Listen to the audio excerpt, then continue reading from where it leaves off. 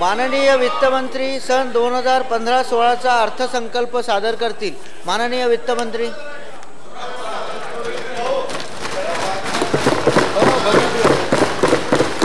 मागे शक्तीनी उभी आहे।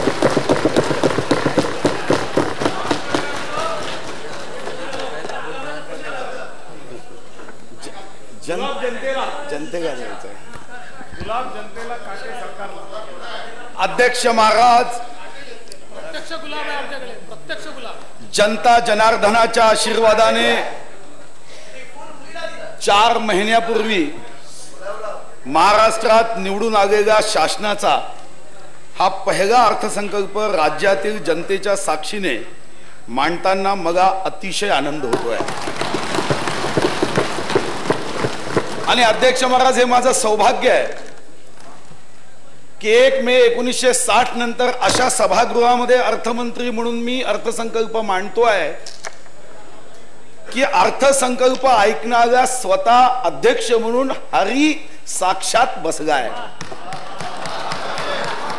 या विकासाचा रथ चुकीच्या मार्गाने जाऊ नये यासाठी अंकुश ठेवण्यासाठी स्वतः विरोधी पक्ष नेते म्हणून राधाकृष्ण साक्षात इथं बसले आहे। आणि गोरगरीब जनतेच्या आयुष्यामध्ये अंधारातून प्रकाशाकडे नेण्यासाठी स्वतः देवाचा इंद्र देवेंद्र बसला। हे खरं आहे अध्यक्ष महाराज की सर्वांच्या इच्छा आकांक्षा पूर्ण करताना आमच्याकडे असणारा कालावधी अजितदादा अतिशय कमी होता।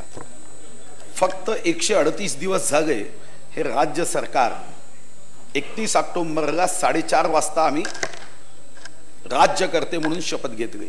138 दिवसात अध्यक्ष महाराज 3312 तास, 1,98,720 मिनिटं, यामध्ये 11,97,00,000 लोकांना न्याय देण्यासाठी अर्थसंकल्प तयार करताना कालावधी कमी होता। पण मी आपल्या माध्यमातून राज्याच्या तमाम जनतेला धन्यवाद देतो की हा अर्थसंकल्प मांडताना जेव्हा मी सूचना विचारल्या तेव्हा अनेकांनी राज्याच्या हितासाठी पक्षीय अभिनिवेश बाजूला ठेवत आपल्यापैकीही विरोधी बाकावर असणाऱ्या अनेक सदस्यांनी राज्याच्या हितासाठी हे सरकार यशस्वी व्हावं याकरता अतिशय उत्तम सूचना केल्या। काही सूचनाचा अंतर्भाव मी या अर्थसंकल्पात करू शकलो, काही सूचनांचा अंतर्भाव कदाचित पुढच्या वर्षीच्या अर्थसंकल्पामध्ये येईल। अध्यक्ष महाराज, छत्रपती शिवाजी महाराजांच्या विचारावर श्रद्धा ठेवणाऱ्या महाराष्ट्रातील जनतेने मोठ्या विश्वासाने हा बदल घडविला। मला इथे सांगितलंच पाहिजे, इथल्या सुजान जनतेने हा बदल मुठभर लोकांना मोठे करण्यासाठी घडवला नाही, त्यांना त्यांच्या स्वप्नातला महाराष्ट्र घडवायचा आहे।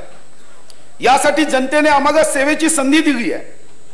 जनतेने व्यक्त केलेला विश्वास सार्थ ठरविण्याचा संकल्प आमच्या सरकारने केला असून अर्थमंत्री म्हणून मी आज सादर करीत असलेल्या अर्थसंकल्पात सुद्धा जनतेच्या त्याच आशा आकांक्षा प्रतिबिंबित व्हाव्यात असा प्रयत्न करणार आहे। या राज्यातल्या दीनदुर्बल, शोषित, पीडित, अंध, अपंग, निराधार, दलित, आदिवासी, शेतकरी, शेतमजूर, कष्टकरी, अल्पसंख्याक जनतेला हे राज्य त्यांचे स्वतःचे आहे, हे राज्य त्यांच्या हक्काचे आहे असं वाटावं या दृष्टिकोनातून हा माझा अर्थसंकल्प आहे आणि हा माझं पहिलं पाऊल आहे। हे खरं आहे की अध्यक्ष महाराज, दुसरं वैशिष्ट्य अर्थसंकल्पाचं आहे की 1 मे 1960 नंतर पहिल्यांदा असं होत आहे की अर्थमंत्री चांद्याचा आहे। महाराष्ट्राचं वर्णन चांद्यापासून बांद्यापर्यंत केलं जातं। चांद्याचा अर्थमंत्री आहे आणि राज्यमंत्री बांद्याचा आहे। या चांद्यापासून बांद्यापर्यंत असणारा महाराष्ट्र आणि आजची 11,97,00,000 लोकसंख्या, मी या सभागृहाच्या माध्यमातून राज्याच्या 11,97,00,000 लोकांना आश्वस्त करतो की चांद्यापासून बांद्यापर्यंत असणारा हा महाराष्ट्र सुजगाम सुफगाम करण्यासाठी आपल्या सर्वांची हृदयापासून मदत घेऊन हा राज्य आपल्याला प्रगतीच्या मार्गावर नेण्याचा आमचा संकल्प आहे। हे खरं आहे की शेतकऱ्यांच्या आत्महत्या दुःखाची बाब, आणि या अर्थसंकल्पामध्ये म्हणून मी सांगणार आहे, कष्टकरी जनतेची मी महती सांगत आहे. हे बजेट माझे तुमचे या आशीष मागत आहे. मी वचनाचा पक्का एक सांगतो सार, गरिबांच्या उत्थानासाठी हे कटिबद्ध सरकार, गरीबों के सम्मान में महाराष्ट्र सरकार मैदान में, हेच आमचं 5 वर्षाचं ध्येय आहे. आज 11 कोटी जनतेचा हा महाराष्ट्र या अर्थसंकल्पाच्या माध्यमातून व्यक्त होणाऱ्या सरकारच्या मनोदयाकडे लक्ष घालून आहे. याची मला कल्पना आहे. वंदनीय राष्ट्रसंत तुकडोजी महाराज यांच्या संकल्पनेतला ग्रामविकास, महामानव डॉक्टर बाबासाहेब आंबेडकरांना अपेक्षित असलेला सामाजिक न्याय, पंडित दीनदयाळ उपाध्याय यांनी मनाशी बाळगलेले अंत्योदयाचे स्वप्न, समाजातल्या माझ्या भगिनींची प्रगती, उच्च शिक्षण घेऊनही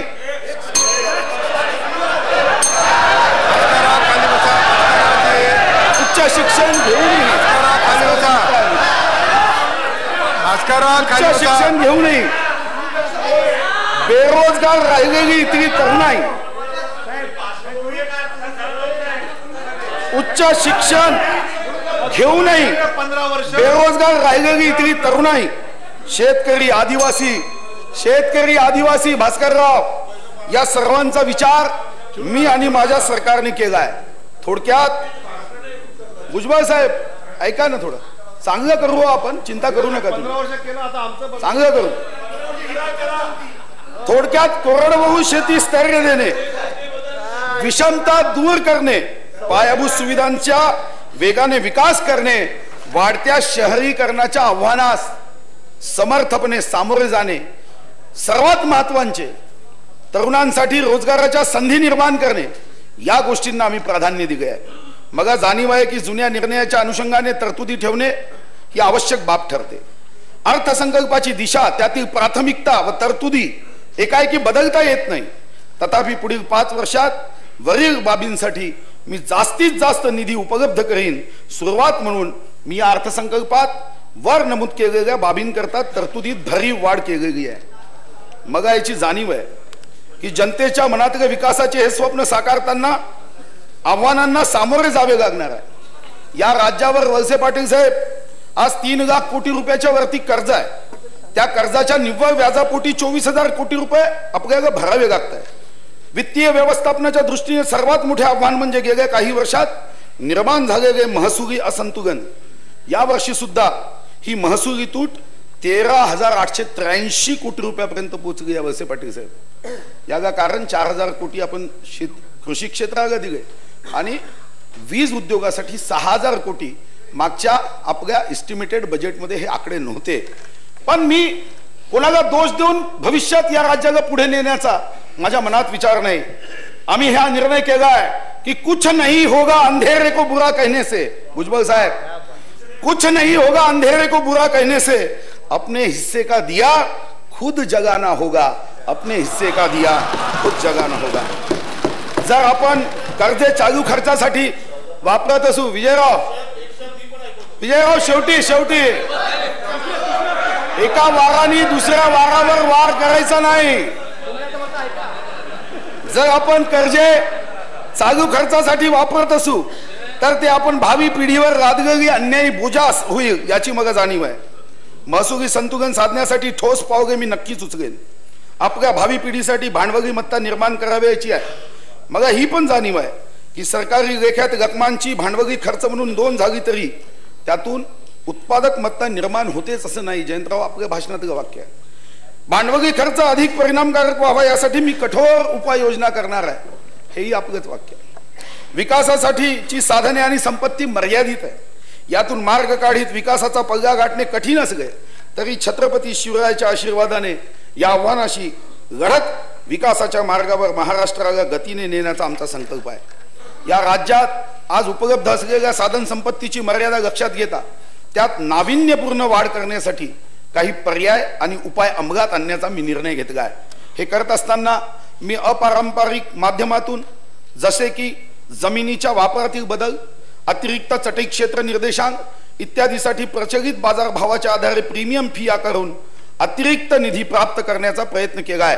या उपाययोजनांचा बोजा सर्वसामान्य नागरिक व करदात्यावर पडणार नाही याचीही मी काळजी घेतली आहे. गेल्या वर्षीच्या अर्थसंकल्पाचा विचार केला तर आपल्याला असे लक्षात येईल की योजना जरी 51,222 कोटी 54 लाख रुपयांची तयार झाली मागच्या वर्षी अध्यक्ष महाराज, पण प्रत्यक्ष त्याप्रमाणे महाराष्ट्राच्या विकासासाठी निधी उपलब्ध होऊ शकला नाही. आज रुपये 54,999 कोटीची योजना मांडताना त्यातील पै उपलब्ध करून देण्याचा माझा प्रयत्न असेल. उपलब्ध झालेल्या प्रत्येक पैशाचा विनियोग आम्ही जनतेच्या पैशाचे विश्वस्त आहोत या भावनेतून केला जाईल. म्हणून आजचा हा अर्थसंकल्प खर्चावर आधारित नसेल, लक्ष्यावर आधारित असेल. एक्सपेंडिचर बेस नाही, आउटपुट खर्च केल्यावर त्यातून काय निष्पन्न होतं यावर आम्ही लक्ष केंद्रित करणार आहोत. यासाठी ज्या माध्यमातून योजनांसाठी शासनातर्फे वित्त पुरवठा केला जातो त्या योजनांवर योग्य देखरेख करण्यासाठी पहिला निर्णय आम्ही केला की एव्हिडन्स बेस्ड फोटोग्राफीद्वारे मंत्रालयातून नियंत्रण कक्ष करायचा आणि मंत्रालयीन स्तरावर स्वतंत्र नियंत्रण कक्षातून या राज्याच्या कोणत्याही विभागामध्ये होणाऱ्या खर्चावर नियंत्रण ठेवून त्यामध्ये कुठल्याही पद्धतीचा घोटाळा होता कामा नये या दृष्टिकोनातून आम्ही एव्हिडन्स बेस्ड फोटोग्राफीवर मॉनिटरिंग कक्ष चव्हाण साहेब करण्याचा निर्णय केला आहे की ज्या माध्यमातून एक साधा पूल जरी तयार होत असेल तर ज्युनियर इंजिनियर जेव्हा मिक्सिंग होतं तेव्हा उभा आहे की नाही हे आमच्या लक्षात येईल. आणि म्हणून एक विश्वास राधाकृष्ण पाटील साहेब तुम्ही ठेवा, विरोधी पक्ष नेते आहात, तुम्ही चांगले व्यक्ती आहात, हे आमच्यामध्ये एक विश्वास आहे आणि हा विश्वास महाराष्ट्राच्या सर्वांगीण विकासासाठी आम्ही पूर्ण शक्तीने लढण्याचा आमचा हा आत्मविश्वास आहे. महाराष्ट्राच्या सर्वांगीण विकासाचा संकल्प करताना मात्र मी आपल्या सर्व सदस्यांना विनंती करणार आहे की लोकांचा हा आशा आकांक्षाचा अश्वमेध पुढे नेताना टीम महाराष्ट्र म्हणून तुम्हाला मग काम करावं लागणार आहे. माझ्यासमोर कोण विरोधी पक्षाचा आहे, कोण कोणत्या पक्षाचा हा महत्वाचा भाग नाही आहे. या सत्ताधारी विरोधी पक्षाचे सदस्य, शासकीय अधिकारी, कर्मचारी, शेतकरी, व्यापारी, उद्योजक या सर्व घटकांचा समावेश राहणार आहे. महाराष्ट्राच्या विकासाचा विचार करताना कोणताही राजकीय अभिनिवेश आम्ही बाळगणार नाही आणि मला विश्वास आहे की आम्ही जर सर्वांनी एकत्र येऊन 11,97 लाख लोकांच्या हिताचा विकासाचा विचार केला तर त्या शायरनी जसं म्हटलं आहे, हो सगळे बुलंद है हमारे दोस्तों, मेहनत के फल मिलेंगे जरूर, अभी तो नापी है मुट्ठी भर जमीन, अभी तो छुएंगे आसमां जरूर. तर आम्ही एक राहिलो हे राज्य या देशामधलं क्रमांक 1चं राज्य होऊ शकेल. राज्याच्या उत्पन्नाचे नवीन स्तोत्र सुचविणाऱ्या, वळसे पाटील साहेब हे तुमच्यासाठी महत्वाचं आहे, राज्याच्या उत्पन्नाचे नवीन स्तोत्र सुचविणाऱ्या त्याचप्रमाणे राज्याच्या खर्चामध्ये बचतीच्या अभिनव उपाययोजना सुचविणाऱ्या कल्पक शासकीय अधिकारी, कर्मचारी यांना प्रोत्साहन देणारी एक नाविन्यपूर्ण योजना आम्ही सुरू करणार आहोत की ज्या माध्यमातून प्रत्येकाला राज्याच्या हितासाठी काटकसर करावी आणि त्यासाठी सूचना कराव्यात असं वाटलं पाहिजे. चांगले अधिकारी असेल तर प्रोत्साहन आणि वाईट वागणाऱ्यांना शिक्षा, हे पुढच्या 5 वर्षाचं आम्ही एक संतुलन आणि सूत्र हाती घेण्याचा निर्णय केला आहे. राज्यात मागील काही वर्षात शेतकऱ्यांच्या आत्महत्येचे प्रमाण लक्षणीय राहिले आहे आणि हा आमच्यासाठी चिंता आणि चिंतनाचा विषय, तुमच्यासाठी चिंता आणि चिंतनाचा विषय. या कृषी प्रधान देशात शेतकऱ्यांच्या आत्महत्या ही निश्चितच मनाला वेदना देणारी बाब आहे, सर्वांसाठी वेदना देणारी बाब आहे. मी या सभागृहाची भावना, जे शेतकरी आज हे अर्थसंकल्प ऐकत असेल त्यांना मी विनंती करतोय की मानतो मी कठीण जेव्हा येतात दिवस, मानतो मी कठीण जेव्हा येतात दिवस, उभी राहते डोळ्यासमोर चिंतेची अवस, वचन देतो आम्ही तुझ्या सोबतीने राहू, शेतकरी राजा नको गळफास गाऊ, नको गळफास गाऊ. हे सभागृह शेतकऱ्याच्या मागे, आम्ही कोणत्या राजकीय पक्षाचे हा प्रश्न माझ्या दृष्टिकोनातून महत्वाचे नाही. शेतकऱ्यांना आर्थिक विवंचनेतून मुक्त करण्यासाठी त्यांना आर्थिक स्थैर्य लाभावे व त्यांचे मनोबल वाढवावे यासाठी आम्ही पहिली महत्वाची योजना हातात घेतली आहे ती म्हणजे जगयुक्त शिवार. जगयुक्त शिवार अभियानासारखा अभिनव व महत्वाकांक्षी उपक्रम हाती घेतला आहे. शेतकऱ्यांच्या आत्महत्यांना प्रामुख्याने जबाबदार असलेल्या सावकारी कर्जाच्या बोजातून बळीराजाला मुक्त करण्यासाठी सावकारी कर्जातून मुक्ती देण्याचा शासनाने निर्धार केला आहे. केंद्र सरकारने 2008 मध्ये जाहीर केलेल्या योजनेचा लाभ सावकारांकडून कर्ज घेतलेल्या शेतकऱ्यांना देण्यात आला नव्हता.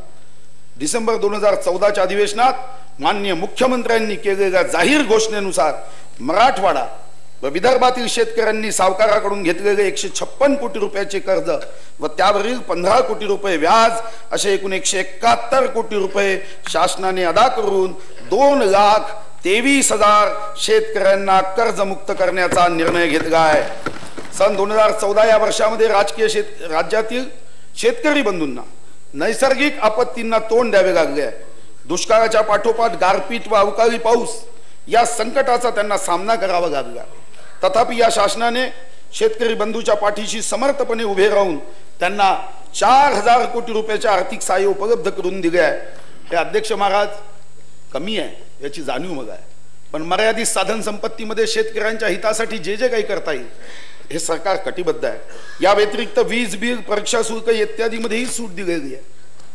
अनियमित पर्जन्यमान, बदलणारा मौसम, त्या शायरनी म्हटलं ते खरं आहे, इंसान कम थे कि अब मौसम भी धोका देने लगा.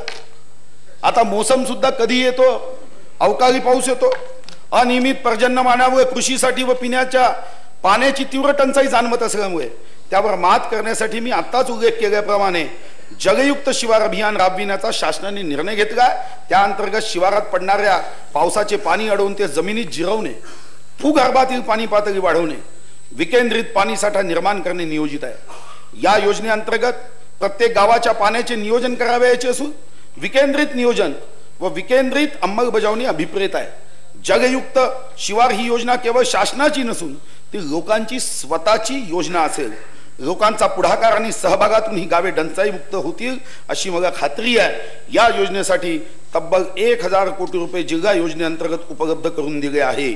तसेच विकेंद्रित पाणीसाठे निर्माण करण्यासाठी महत्वाकांक्षी साखळी सिमेंट नागा बांध कार्यक्रमाअंतर्गत या 1,000 कोटी व्यतिरिक्त 2015-16 मध्ये मागील वर्षाच्या जवळपास दुप्पट, मागच्या वर्षी जो निधी होता त्याच्यापेक्षा दुप्पट 500 कोटी रुपयाचा नियतव्यय हा सुद्धा साखळी सिमेंट नागा यासाठी आपण प्रस्तावित केलेला आहे. गडचिरोली, भंडारा, गोंदिया व चंद्रपूर हे नक्षलग्रस्त जिल्हे आहे. इथचा शेतकरी अध्यक्ष महाराज माझी मालगुजारी तलावावर मोठ्या प्रमाणावर सिंचन करतो. या जिल्ह्यामध्ये माझी मालगुजारी तलावाची दुरुस्ती व नूतनीकरण यासाठी भंडारा, गोंदियाच्या आमदारांनी अनेकदा मागणी केली होती. आपण अनेकदा मागणी केली होती.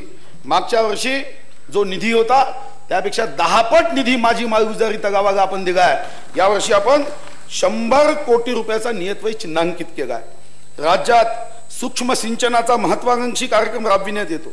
यामध्ये सन 2013-14 अखेर सुमारे 16 लाख हेक्टर एवढे क्षेत्र सूक्ष्म सिंचनाखाली आले आहे. या योजनेसाठी सन 2015-16 मध्ये मागील वर्षीच्या तुलनेत अध्यक्ष महाराज आपण जवळपास 25 ते 30 पट वाढ केली. मागच्या वर्षी सूक्ष्म सिंचनासाठी 12 कोटी 50 लाख होते. यावर्षी आपण 330 कोटी रुपये दिले आहेत. शेतकऱ्यांच्या सर्वाधिक आत्महत्या लक्षात घेता यवतमाळ जिल्ह्यात नवीन पथदर्शी मोतीरामजी लहाने कृषी समृद्धी योजना राबविण्याचा शासनाचा मानस आहे. अध्यक्ष महाराज ही पथदर्शी योजना याकरता आहे की जर यामध्ये यश प्राप्त झालं तर साऱ्या राज्यभर आपल्याला ही योजना पुढच्या 4 वर्षात राबवायची आहे. पण हे राबवताना त्यामध्ये असणाऱ्या अडचणी, त्यामध्ये असणारे दोष, त्रुट्या हे समजून घ्याव्यात म्हणून सर्वाधिक आत्महत्या असणारा यवतमाळ जिल्हा आपण निवडलाय. आणि यामध्ये मोतीरामजी लहाने कृषी समृद्ध योजना यामध्ये कृषी क्षेत्रामध्ये इतर योजनेचं एकत्रीकरण होईलच, पण कृषी यांत्रिकीकरण ज्यामध्ये काही क्लस्टर तयार करू, काही गट तयार करू आणि तिथच्या शेतकऱ्यांना, अल्पभूधारक शेतकऱ्यांना, तिथं असणाऱ्या शेतकऱ्यांना यांत्रिकी शेतीसाठी ते स्वतःच्या आर्थिक शक्तीच्या आधारावर यांत्रिकी शेती करू शकत नाही, त्यांना सरकारतर्फे संपूर्ण अनुदानामध्ये योजना देऊन यामध्ये आपण स्वतंत्रपणे याच्या योजनेचा तपशील मी जाहीर करेन. पण आता यावर्षी 2015-16 मध्ये नियोजन विभागांतर्गत अवितरित नियतव्ययापैकी 50 कोटी रुपये नियतव्यय मी चिन्हांकित केला आहे आणि आवश्यक तो निधी आपण निश्चितपणे यांत्रिकीकरणासाठी खर्च करू. कृषी पंपाचे ऊर्जीकरण, विकेंद्रित पाणीसाठे निर्माण करण्यासोबतच कृषी पंपाचे ऊर्जीकरण सुद्धा महत्वाचे ठरत आहे. सध्या जिल्ह्यात कृषी पंपाच्या दर 1000 हेक्टरी संख्येत मोठी तफावत आहे. विशेषतः कोरडवाहू असलेल्या जिल्ह्यामध्ये हे प्रमाण अल्प आहे. राज्यात विभागातील विषमतेचे हे प्रमुख कारण आहे. येत्या 2 वर्षात ही विषमता दूर करण्याची योजना आहे. अध्यक्ष महाराज, हा आमचा महत्वाचा कार्यक्रम आहे. 2 वर्षामध्ये आम्ही ही विषमता दूर करण्याची योजना आहे. कृषी पंपाचे ऊर्जीकरण करण्यासाठी मागील वर्षाच्या 150 कोटी, पृथ्वीराज चव्हाण साहेब 150 कोटी होते मागच्या वर्षी, 150 कोटी रुपयाच्या तुलनेत या वर्षी 1039 कोटी रुपयाचा भरीत नियंत्रण प्रस्तावित केला आहे शेतकऱ्यांच्या कृषी पंपासाठी. दीर्घकालीन ऊर्जा सुरक्षेच्या दृष्टीने अपारंपरिक ऊर्जा स्त्रोताच्या वापरास प्रोत्साहन देणे काळाची गरज आहे. कारण आता धीरे धीरे कोळशाचे साठे कमी होणार आहे आणि अशा वेळी वीज निर्मिती ही आपल्याला अपारंपरिक ऊर्जा स्त्रोताचा कडे जायचं आहे. आणि म्हणून सन्माननीय मुख्यमंत्री महोदयांनी 1039 कोटी रुपये आपण कृषी पंपासाठी अनुदान स्वरूपात देतो. आपण देतो अनुदान, जसं तुम्ही 150 कोटी अनुदान दिलं होतं, आपण 1039 कोटी. दीर्घकालीन ऊर्जा विथ कनेक्शन. बावनकुळे साहेब जोरात आहे. बावनकुळे साहेब आमचे फार जोरात आहे.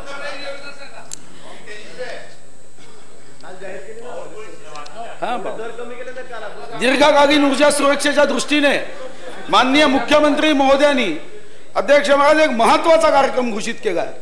पण तिथेही आम्ही त्या कार्यक्रमाला पहिल्यांदा पथदर्शी करून त्याचा अनुभव आम्ही घेतोय. आणि त्यामध्ये केंद्र सरकारच्या योजनेअंतर्गत 7540 सौर कृषी पंप बसविण्याचा पथदर्शी प्रकल्प हाती घेतला आहे.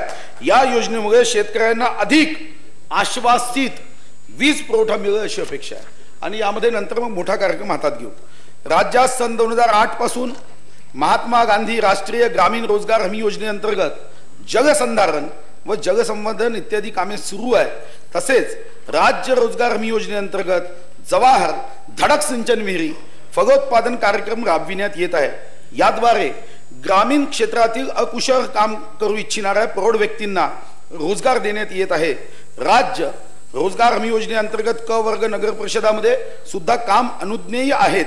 राज्य रोजगार हमी योजनेसाठी सन 2015-16 मध्ये 700 कोटी रुपये तर महात्मा गांधी राष्ट्रीय ग्रामीण रोजगार हमी योजनेसाठी केंद्र हिस्स्यापोटी 1948 कोटी 80 लाख रुपये नियतव्यय प्रस्तावित आहे. कृषी विकासाच्या योजनेसाठी कृषी व संलग्न क्षेत्रात सुधारणा करण्यासाठी कृषी क्षेत्राचा वार्षिक वृद्धी दर 4% वाढविणे आवश्यक आहे. अध्यक्ष महाराज, अजितदादा, आपण शेतकरी म्हणूनच आहात. कृषी विकास दर हा तुमच्या माझ्यासाठी चिंतेची बाब आहे. यावर्षी आपण निगेटिव्ह मध्ये आहोत आणि हा सर्वांसाठी चिंतेचा विषय आहे. या क्षेत्राचा वार्षिक वृद्धी दर 4% करणे हे आव्हान आहे. हा राष्ट्रीय कृषी विकास योजनेचा प्रमुख उद्देश आहे. मी या योजनेसाठी एकूण 336 कोटी रुपये नियतव्यय प्रस्तावित करीत आहे. तसेच राष्ट्रीय अन्न सुरक्षा अभियान, कृषी विस्तार तंत्रज्ञान अभियान, फलोत्पादन विकास अभियान या 3 योजनेसाठी 2015-16 करता 257 कोटी रुपये इतका नियतव्यय प्रस्तावित करीत आहे. आणि एक महत्वाचा निर्णय मी घोषित करतोय. त्याच्यामध्ये काही अडचणीमुळे पूर्ण विस्तृत योजना मला आणता आली नाही. पण अध्यक्ष महाराज, माननीय मुख्यमंत्री महोदय, माननीय नाशिकचे पालकमंत्री श्री गिरीश महाजनजी, माननीय खडसेजी यांनी एक गोष्ट लक्षात आणून दिली की 4-4.5 वर्षापासून मोठ्या प्रमाणावर द्राक्ष बागायतीचं नुकसान होते आहे आणि गारपिटीमध्ये आपण पैसे देतो. आणि या दृष्टिकोनातून द्राक्ष शेतीस गारपिटीपासून संरक्षणासाठी विशेष प्रकारचं एक शेडनेट शेतकऱ्यांना खरेदी करण्यासाठी सहाय्य उपलब्ध करून देण्याची योजना भुजबळ साहेब कमीत कमी आता जरा थोडं आणि हे करू आपण. आता दिलं पुन्हा विसरणार असं होणार नाही.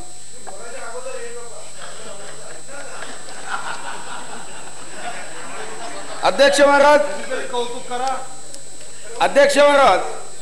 देशाच्या स्तरावर पारंपरिक जे देशी बीज आहे अध्यक्ष महाराज ते धीरे धीरे लुप्त होत आहे.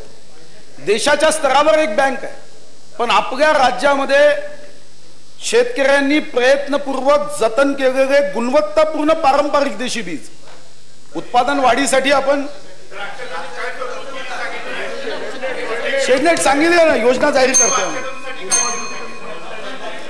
इम्पोर्ट ड्युटी 30% जी आहे ती केंद्र सरकारकडे जाऊन ती सुद्धा शून्यावर आणण्यासाठी माननीय मुख्यमंत्री म्हणून आम्ही प्रयत्न करणार आहोत.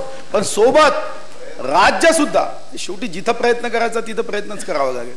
आणि राज्य स्वतःची एक स्वतंत्र योजना त्याच्यासाठी करत आहे. योजना देणार. आता वेळ कमी असल्यामुळे ते सर्व डिटेलिंग करता नाही आलं, पण ती योजना देणार म्हणजे देणार दादा. राज्यातील शेतकऱ्यांनी प्रयत्नपूर्वक जतन केलेले गुणवत्तापूर्ण पारंपरिक देशी बीज जीन बँक स्तरावर जतन व शास्त्रोक्त पद्धतीने संवर्धन करण्याच्या दृष्टीने उपाययोजना करण्यात येत आहे. त्याकरता सन 2015-16 मध्ये नियोजन विभागांतर्गत 10 कोटी अवितरित नियत व्ययापैकी मी चिन्हांकित केला आहे. अशी बँक देशस्तरावर आहे, बाकी सर्व जगात आहे, पण आपल्या राज्यात नव्हती, आपण ती नवीन करतोय. पशुवैद्यकीय संस्थांचे आधुनिकीकरण आणि पशुखाद्य व चारा विकास कार्यक्रम यासाठी सन 2015-16 मध्ये 140 कोटी 92 लाख रुपये नियतव्यय प्रस्तावित करतोय. मच्छीमार नौकांचे यांत्रिकीकरण करण्यासाठी राष्ट्रीय सहकार विकास निगमच्या माध्यमातून अर्थसहाय्य उपलब्ध करून दिले जाते. यासाठी सन 2015-16 मध्ये 13 कोटी 25 लाख रुपये नियतव्यय प्रस्तावित आहे. तसेच नाबार्ड सहाय्यित ग्रामीण पायाभूत विकास निधी अंतर्गत सिंधुदुर्ग, रत्नागिरी, रायगड, ठाणे, पालघर व मुंबई या जिल्ह्यामध्ये जेट्टी उभारण्याचा कार्यक्रम हाती घेण्यात आला आहे. त्याकरता 20 कोटी रुपये नियतव्यय प्रस्तावित आहे आणि आवश्यक तो निधी भास्करराव आपण उपलब्ध करून देणार आहोत. आपल्याला माहिती आहे की एकदम पैसे न देता बसल्या बोलू नका, पैसे देतात. नाही भास्करराव मित्र आहे, प्लीज बोलू नका. अध्यक्ष महाराज का मी महत्वाच्या मुद्द्यावर येतोय. एका महत्वाच्या मुद्द्यावर मी येतोय. 720 किलोमीटरचे विषय पुढे आहे, तुम्ही चिंता करू नका भास्करराव, तुमची काळजी मला आहे. माझं लक्ष भास्करराव एकच आहे की असे अर्थसंकल्प मांडायचे की भास्करराव तिकडे नव्हे इकडे पुढे दिसतील, असेच अर्थसंकल्प भविष्यात मांडणार आहे. आता मुद्दे झाले की ते 11, 99 मुद्दे, अजून 88च्या वरती मुद्दे, चिंता करू नका. आता तर 11 झाले. सर्वात महत्वाचा प्रश्न आहे अध्यक्ष महाराज सिंचन. सिंचनाचे प्रकल्प अनेक वर्ष रखडल्यामुळे प्रकल्पाच्या किमतीत भरमसाठ वाढ झाली. हे मोठं आव्हान आहे राज्यासमोरचं. अशा प्रकल्पावर मोठ्या प्रमाणावर निधी खर्च होऊनही त्याचा शेतकऱ्यांना प्रत्यक्ष लाभ मिळू शकला नाही. यासाठी आता प्रकल्पाचे अचूक तांत्रिक वित्तीय नियोजन करून प्रकल्प अंमलबजावणीचा कालबद्ध कार्यक्रम हाती घेण्याचे या शासनाने ठरवले आहे. हे खरं आहे की शेतकऱ्याच्या जीवनात पाण्याचं महत्व आहे. येणाऱ्या 5 वर्षामध्ये जे प्रकल्प अपूर्ण आहे त्यापैकी 50% जास्त प्रकल्प पूर्ण कसा करता येईल आणि बाकी प्रकल्पाला वेग धरत लवकरात लवकर कसे पूर्ण करता येईल हा आमचा प्रयत्न आहे. आमचे मित्र सन्माननीय गिरीश महाजनच्या हे कर्णधार आहेत त्या खात्याचे, आणि हे खरं आहे की शेतकऱ्यांच्या जीवनात पाण्याचं महत्व आहे. त्या कवीनी म्हटलं ते खरं आहे की या नद्यांना मानतो मी माझी माता, या नद्यांना मानतो मी माझी माता, तिच्या कुशीला देतो पाणी वरचा दाता, अग्रक्रमाने देईग वाटा सिंचनास मी, राहीग माझा अन्नदाता हसता गाता. हे आमचं 5 वर्षाचं स्वप्न आहे. आणि यासाठी महाजन साहेब तुम्ही, मी जेव्हा आकडा सांगेल तेव्हा तुम्ही असा कदाचित मनात प्रश्न विचारू नका की असा निधी तर दादानी अगोदर आम्हाला याच्यापेक्षा जास्त दिला होता. तो नियतव्यय प्रस्तावित केला, पण पैसे मात्र 4 वर्षात तितके वितरित होऊ शकले नव्हते. 50% दिले नाही. मी मात्र महाजन साहेब, तुम्ही माझे मित्र आहात, तुम नियत व्यय पे मत जाइए, मेरी नियत पे जाइए. नियत व्यय पे मत जाइए. मी तुम्हाला जो आकडा आता सांगेल, मी तुम्हाला मित्र म्हणून शब्द देतो की हे सर्व पैसे, जितका आकडा सांगेल मी कट लावणार नाही, कात्री लावणार नाही. जेवढे पैसे सांगेल तेवढे पूर्ण पैसे देईल. मी जर तुम्हाला नियतव्यय प्रस्तावित जो केला, माझी नियत साफ आहे, तेवढे पैसे तुम्हाला देईल. जर याच्यात 1 रुपया कमी दिला तर पुढच्या वरती अर्थसंकल्प मांडणार नाही. हे तुम्हाला मी छातीवर हात ठेवून सांगतो. आणि म्हणून सन 2015-16 मध्ये तेही सांगतो सन 2015-16 मध्ये जलसंपदा विभागास 7,272 कोटी रुपये एवढा नियतव्यय मी प्रस्तावित करण्यात आला असून 38 सिंचन प्रकल्प पूर्ण करण्याचा शासनाचा निर्धार आहे. त्यातून सुमारे 69,000 हेक्टर क्षेत्र सिंचनाखाली येईल. आम्ही साधा सूत्र घेतलं आहे, या वर्षी जेवढे प्रकल्प पूर्ण होईल पूर्ण पैसे, 2 वर्षात जे प्रकल्प पूर्ण होतील त्याला अर्धे पैसे, आणि अध्यक्ष महाराज बाकी जे प्रकल्प आहे त्याच्यासाठी राज्य सरकार विचार करते आहे डिफर पेमेंट, एन्युटी किंवा प्रोजेक्ट वाईज लोन काढायचं. पण हे आव्हान आम्ही स्वीकारलं आहे आणि हे आव्हान पूर्ण करणार गिरीश महाजनांच्या नेतृत्वामध्ये. हा आमचा अध्यक्ष महाराज आपल्या माध्यमातून महाराष्ट्र जनतेचा शब्द आहे. राज्यातील ग्रामीण रस्त्याची दुरावस्था ही चिंतेची बाब आहे, ही सर्वांसाठी चिंतेची बाब आहे. कारण आपल्यापैकी जेव्हा आम्ही अर्थसंकल्पाच्या तयारीसाठी पहिल्यांदा 15 वर्षामध्ये आमदारांना घेऊन आपण डीपीडीसीच्या बैठकी घेतल्या, सर्व आमदारांना निमंत्रित केलं होतं, आणि माझ्या लक्षात भास्करराव असं झालं, बरोबर आहे ना वीरेंद्रजी, यशोमतीताई तुम्ही होता, सर्व आमदारांचा एकच मुद्दा प्रामुख्याने माझ्या लक्षात येत होता, आणि तो म्हणजे अध्यक्ष महाराज ग्रामीण रस्ते. ग्रामीण रस्त्याबद्दल सर्वांना चिंता आहे की हे रस्ते चांगले व्हावे, यासाठी अल्प निधी दिला जायचा. आणि म्हणून माननीय मुख्यमंत्री महोदयांच्या नेतृत्वामध्ये आमच्या ग्रामविकास मंत्री पंकजाताई आणि आम्ही एकत्र बसून एक नवीन योजना प्रस्तावित करतोय. ही आहे मुख्यमंत्री ग्रामीण मार्ग योजना. या महत्वाकांक्षी योजनेसाठी अध्यक्ष महाराज यावर्षी आम्ही आत्ता 350 कोटी रुपये तरतूद केली आहे, 650 कोटी रुपये चिन्हांकित केले आहे, आणि डीपीडीसी मध्ये 1413 कोटी म्हणजे 2413 कोटी रुपये या वर्षात ग्रामीण रस्त्यासाठी खर्च करण्याचा आमचा निर्णय आहे. 2413 कोटी. याचं महत्व जयंतराव तुम्ही समजू शकता, आणि मला माहित आहे की हे महत्व तुम्ही जाणता, कारण ग्रामीण भागामध्ये तुमचं प्रेम आहे, रस्त्यावरही तुमचं मनापासून प्रेम आहे. आणि म्हणून तुम्हाला हे माहित आहे की 2413 कोटी हे ग्रामीण रस्त्यासाठी. तुम्हाला याची जाणीव आहे. मला माहित आहे की तुमचे ओठ काही पुटपटत असेल, पण तुमच्या हृदयातून याला धन्यवाद दिले जात आहे, की तुमचं हृदय बघतोय. आणि अध्यक्ष महाराज दुसरा महत्वाचा निर्णय जयंतराव केला, आणि हा महत्वाचा निर्णय की हे 2413 कोटी खर्च करताना ग्रामीण रस्त्याच्या बाबतीमध्ये फक्त 6 महिन्याची डिफॉल्ट लायबिलिटी होती. याचा परिणाम काय व्हायचा? रस्ता तयार व्हायचा, 6 महिन्यांनी खराब व्हायचा. लोक म्हणायचे की कुछ तो भी गडबड होई, काहीतरी झालं. आता ही लायबिलिटी खरं तर आमचा असा विषय होता की 10 वर्ष करावी डिफॉल्ट लायबिलिटी, पण पंतप्रधान ग्राम सडक योजनेमध्ये याची 5 वर्षाची डिफॉल्ट लायबिलिटी आहे. तर त्यामुळे आम्ही यामध्ये हा एक महत्वाचा निर्णय केला आहे की आता ग्रामीण रस्त्याची डिफॉल्ट लायबिलिटी ही 6 महिन्यावरून 5 वर्ष करायची. हे खरं आहे की यातून इस्टिमेटमध्ये वाढ होणार आहे, यामध्ये किमतीमध्ये वाढ होईल, पण रस्ता 6 महिन्यात खराब होतोय हे आता होणार नाही. पंतप्रधान ग्राम सडक योजनेअंतर्गत यावर्षी 790 कोटी रुपये, तसेच या योजनेअंतर्गत प्रशासकीय खर्च व भाववाढीच्या निकषात न बसणाऱ्या कामासाठी 71 कोटी रुपये, असा 861 कोटी रुपये पुन्हा हा स्वतंत्र निधी केंद्रातून आपल्याला येणार आहे.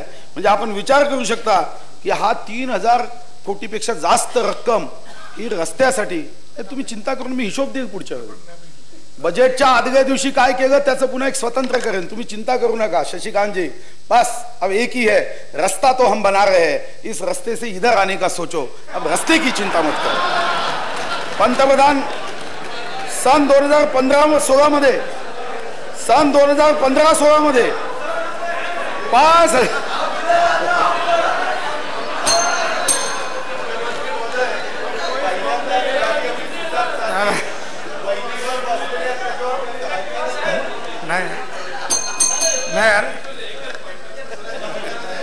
पहिला अर्थसंकल्प सन्माननीय मंत्री महोदय मांडतायत, अतिशय उत्साहाने मांडतायत, आणि सभागृहाचं फार लक्ष आहे, आणि ते सांगतायत गाडी एकदम सुसाट चालू आहे. आम्ही का नाही बोलत याचं प्रमुख कारण म्हणजे वहिनीवर बसलेले आहे, त्यामुळं थोडीशी मर्यादा आम्ही सांभाळून बसलेलो आहोत, पण त्यांनी मुक्तपणाने बोलावं. आता हा रस्ता केलेला आहे असं त्यांनी सांगितलेलं आहे, म्हणजे इतर 2 पक्षांना चिंता वाढवण्याचं काम का करताय तुम्ही? जयंतराव धन्यवाद. अध्यक्ष महाराज एक तिसरा महत्वाचा मुद्दा आहे, तो म्हणजे सन 2015-16 मध्ये 5000 किलोमीटर लांबीच्या रस्त्याची सुधारणा करण्याचे आम्ही उद्दिष्ट हाती घेतले. यासाठी 3213 कोटी रुपये नियतव्यय प्रस्तावित आहे, पण हा नियतव्यय कमी आहे कारण रस्त्याची अवस्था चांगली नाही. आणि म्हणून आम्ही एक निर्णय घेतला. केंद्राच्या माननीय मंत्री महोदय यांच्याशी आमची बैठक झाली. साधारणतः राज्यातले स्टेट हायवे पैकी 2 ते 3 हजार किलोमीटर रस्ते त्यांना दिल्यास ते त्यासाठी नॅशनल हायवे म्हणून त्याला पैसे द्यायला तयार आहे आणि ते पैसे आम्हाला प्राप्त होईल. आणि दुसरं, आंतरराष्ट्रीय संस्थांच्या माध्यमातून म्हणजे एशियन डेव्हलपमेंट बँक वगैरे ॲन्युटीच्या माध्यमातून अजून वेगाने विकास करता येईल का, हा आमचा विचार आहे. यामध्ये मध्य प्रदेशनी वळसे पाटील साहेब चांगली प्रगती केली, तर हा सुद्धा आमचा या पैशा व्यतिरिक्त म्हणजे 3,213 कोटी रुपये दिले, पण याशिवाय 2 ते 3 हजार किलोमीटर नॅशनल हायवेला मार्ग द्यायचे, तिथून साधारणतः 80-90 हजार कोटी रुपये आणण्याचा आमचा प्रयत्न असेल. आणि ॲन्युटीच्या माध्यमातून बाकी रस्ते चांगले करायचे, म्हणजे आपल्या राज्याचं जी पायाभूत सुविधा रस्त्यांची आहे ती चांगल्या पद्धतीने करता येईल. अध्यक्ष महाराज, मान्य गडकरींकडूनच दादा आपण सोबत जाऊ. केंद्र सरकारने संसद आदर्श गाव योजना सुरू केली आहे. या योजनेअंतर्गत संसद सदस्यांनी सध्या कार्यरत असलेल्या विविध योजनांच्या कृती संगमातून निवडलेल्या ग्रामपंचायतीचा विकास करावयाचा आहे. या योजनेला मिळालेला सकारात्मक व उत्साहवर्धक प्रतिसाद विचारात घेऊन शासनाने या योजनेच्या धर्तीवर आमदार आदर्श गाव योजना सुरू करण्याचे ठरविले आहे. आणि मी विखे पाटील साहेब महाराष्ट्राच्या सर्व खासदारांचं अभिनंदन करेन. ते याकरता की काही राज्यांमध्ये सरकारच्या या योजनेमध्ये राजकारण आणलं गेलं, पण हे महाराष्ट्र असं राज्य आहे, इथं असणाऱ्या प्रत्येक खासदारांनी तो कोणत्या पक्षाचा आहे हे जाणून न घेता, सुप्रियाताई असेल, शरद पवार साहेब असेल, काँग्रेसचे खासदार असेल, सर्वांनी एक गाव दत्तक घेतलं. आणि हेच आपल्या राज्याचं वैशिष्ट्य आहे. हे वैशिष्ट्य लक्षात आल्यावर आम्ही निर्णय घेतला आहे की राज्यात सुद्धा आदर्श गाव योजना केली पाहिजे. आमदार आदर्श गाव योजना आम्ही सुरू करण्याचा संकल्प केला आहे. यामध्ये अध्यक्ष महाराज, की आदर्श गावाला संबंधित आमदाराने कुठल्याही प्रकल्पाला त्या प्रकल्पाच्या 50% निधी त्याच्या आमदार निधीतून दिला अजून आहे, तर शासनाच्या इतर योजनांमधून 50% निधी आम्ही देऊ. आणि याशिवाय CSR फंड असेल किंवा 5 वर्षात साधारणतः अपेक्षा आहे की एका आमदारांनी 3 गावं आदर्श करावी, 1000च्या जवळपास गावं आदर्श होईल. यावर्षी या व्यतिरिक्त म्हणजे 50% तर सरकार हिस्सा देईलच, आमदार निधी तुम्ही टाकाल त्याच्यासोबत, पण त्याशिवाय आता थोडा कमी निधी आम्ही चिन्हांकित केला आहे, आता 25 कोटी केला आहे. पण आवश्यक असेल आणि आमदार जर चांगल्या योजनेसोबत येतील, नाही आता मनोहरराव नाईकांनी 50 लाखाची अभ्यासिका बांधली, आम्ही परवानगी देतोय. नाही आता कमी आहे, वाढवू ना आपण. असं आहे की आता बाकी सर्व बघता आपल्याला माहित आहे, आपणही मंत्री होता, तुमच्या विभागावर 10 कोटी चिन्हांकित व्हायचे, 25 कोटी आहे. पुढे येतो ना. वीज निर्मिती प्रकल्पासाठी 15-16 मध्ये 535 कोटी 34 लाख रुपये इतका नियतव्यय प्रस्तावित आहे. वीज वितरण प्रणालीची क्षमता वाढविणे, पायाभूत आराखडा 2 यासाठी 538 कोटी 83 लाख रुपये. जलविद्युत प्रकल्पासाठी 900 कोटी रुपयाचा नियतव्यय आपण प्रस्तावित केला आहे. आणि सर्वात महत्वाचं जे बावनकुळेजी, आम्ही अभिनंदन करतो तुमचं, बावनकुळेंनी सांगितलं की राज्यातील विजेचे दर माफक ठेवण्यासाठी शासनाच्या अधिपत्याखाली वीज निर्मिती, पारेषण व वितरण या 3ही शासकीय कंपन्यांचा खर्च कमी करत दूरगामी तसेच त्वरित परिणामकारक असे सर्वंकष प्रयत्न करून वीज दर कमी करणे हा आमच्यासाठी एक महत्वाचा विषय असेल. हे जे बावनकुळे साहेब आपण जे लक्ष ठेवलं आहे, निश्चितपणे हे चांगलं लक्ष आहे. अध्यक्ष महाराज, या राज्यामधला सर्वात महत्वाचा प्रश्न जर कोणी विचारला ग्रामीण भागामध्ये, तर अध्यक्ष महाराज 2 महत्वाचे प्रश्न पुढे येतात. एक तो आपण नंतर बघून घेऊ, आता सध्या अभिनंदन. या राज्यामध्ये अध्यक्ष महाराज, या राज्यामध्ये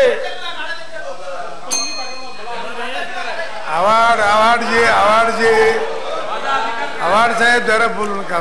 या राज्यामध्ये महत्वाचा प्रश्न काय, जेव्हा ग्रामीण आमदार गावात जातो तर महत्वाचा राज्यातला प्रश्न येतो ते म्हणजे ग्रामीण भागामधला एखादा व्यक्ती येतो, तो म्हणतो माझं BPL मध्ये नाव नाही, कोणी सांगतो माझं बीपीएल मध्ये नाव आहे, पण मग घरकुल योजना मिळत नाही. ग्रामीण आमदार जेव्हा गावागावात जातो तेव्हा लोक घरकुलासाठी चक्कर मारतात, आपले हात पकडतात. याचं कारण जेव्हा आम्ही शोधण्याचा प्रयत्न केला की का घरकुल दिला जात नाही, केंद्रामध्ये इतक्या योजना जाहीर होतात, केंद्रामध्ये सांगितलं जातं, मग आमच्या लक्षामध्ये महत्वाचा विषय आला की ते म्हणजे या राज्यामध्ये अनुसूचित जाती, जमाती, अल्पसंख्याक, ओबीसी, सर्वसाधारण असे अतिशय बीपीएलच्या यादीत नाव आहे, पण त्यांना स्वतःची जागा नसल्याने 2,17,000 परिवार असे आहेत की ज्यांना घरकुलाचा लाभ प्राप्त होऊ शकत नाही. 2,17,000. आणि अध्यक्ष महाराज ते तुमच्या यादीमध्ये आहे, त्यांचा हक्क आहे. पण अध्यक्ष महाराज, भारत माता माझी आई डोकं ठेवायला जागा नाही, त्यांच्याकडे स्वतःच्या हक्काची जागा नाही. आणि म्हणून अध्यक्ष महाराज या 2,17,000 ज्यांच्याकडे जागा नाही त्यांच्यासाठी मी पंडित दीनदयाळ उपाध्याय घरकुल जागा खरेदी अर्थसहाय्य योजना ही मी घोषित करतोय.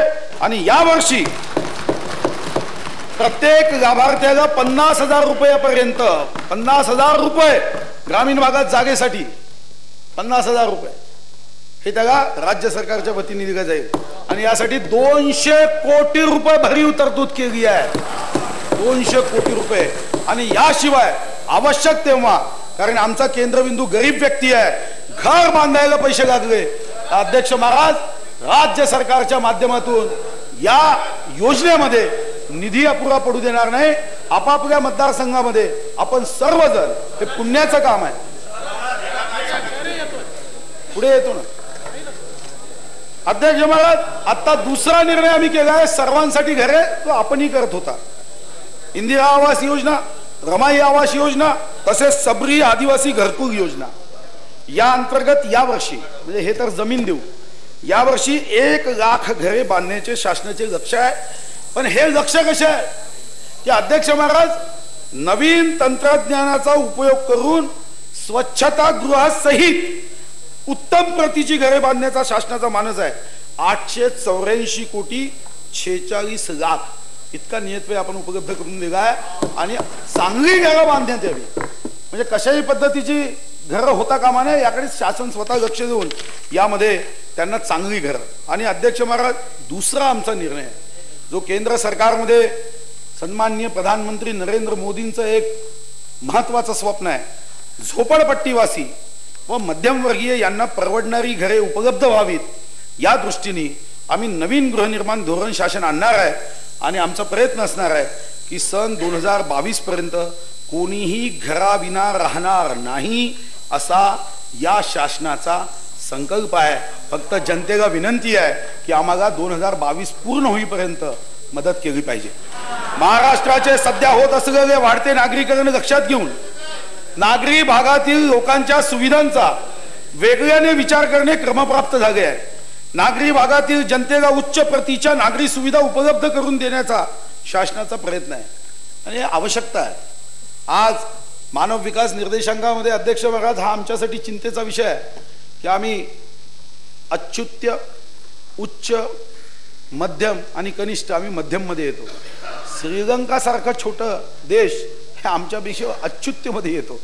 आणि म्हणून अच्युत्य, अतिउच्च, अच्युत्यच म्हणतात. मुंबई मेट्रो लाईन 3च्या कामास गती देण्यासाठी विशेष हेतू वाहन कंपनीची स्थापन करण्यात आली असून या प्रकल्पासाठी 109 कोटी 60 लक्ष रुपये हे नियतव्यय प्रस्तावित आहे. 109 कोटी 60 लाख. नागपूर व पुणे मेट्रो आहे अजितदादा. रेल्वे प्रकल्पाच्या कामास विशेष गती देण्यासाठी या प्रकल्पांना सन 2015-16 मध्ये अनुक्रमे 197 कोटी 69 लाख व 174 कोटी 99 लाख रुपयाचा नियतव्यय प्रस्तावित केला. पुण्याला आहे बापट साहेब. 174 कोटी 99 लाख लिहून घ्या तुमच्याच प्रयत्नांनी.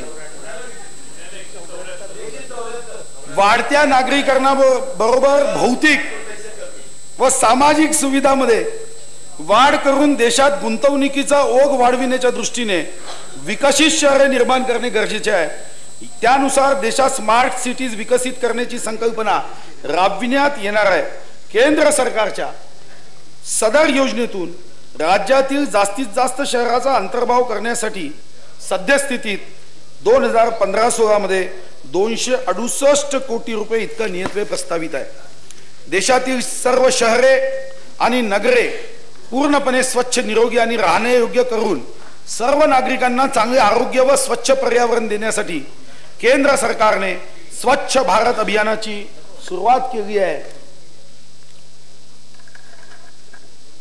यासाठी शहरासाठी 320 कोटी रुपये व ग्रामीण भागासाठी 490 कोटी 49 लाख रुपये इतका नियतव्यय राज्य हिस्सेसाठी उपलब्ध आहे, म्हणजे केंद्रातून बाकी मदती। महाराष्ट्र सुजल व निर्मल अभियानांतर्गत नागरी भागातील 257 पाणी पुरवठा व मलनिस्सारण योजनांना मान्यता देण्यात आल्या आहेत। याकरता सन 2015-16 मध्ये 80 कोटी 50 लाख रुपयाचा नियतव्यय प्रस्तावित आहे।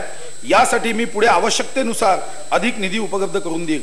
महाराष्ट्र शासन राज्यातील सर्व द वर्ग महानगरपालिका, सर्व नगर परिषदा व नगर पंचायतीमध्ये महाराष्ट्र सुवर्ण जयंती नगरोत्थान महाअभियान राबविण्यात येतो आहे।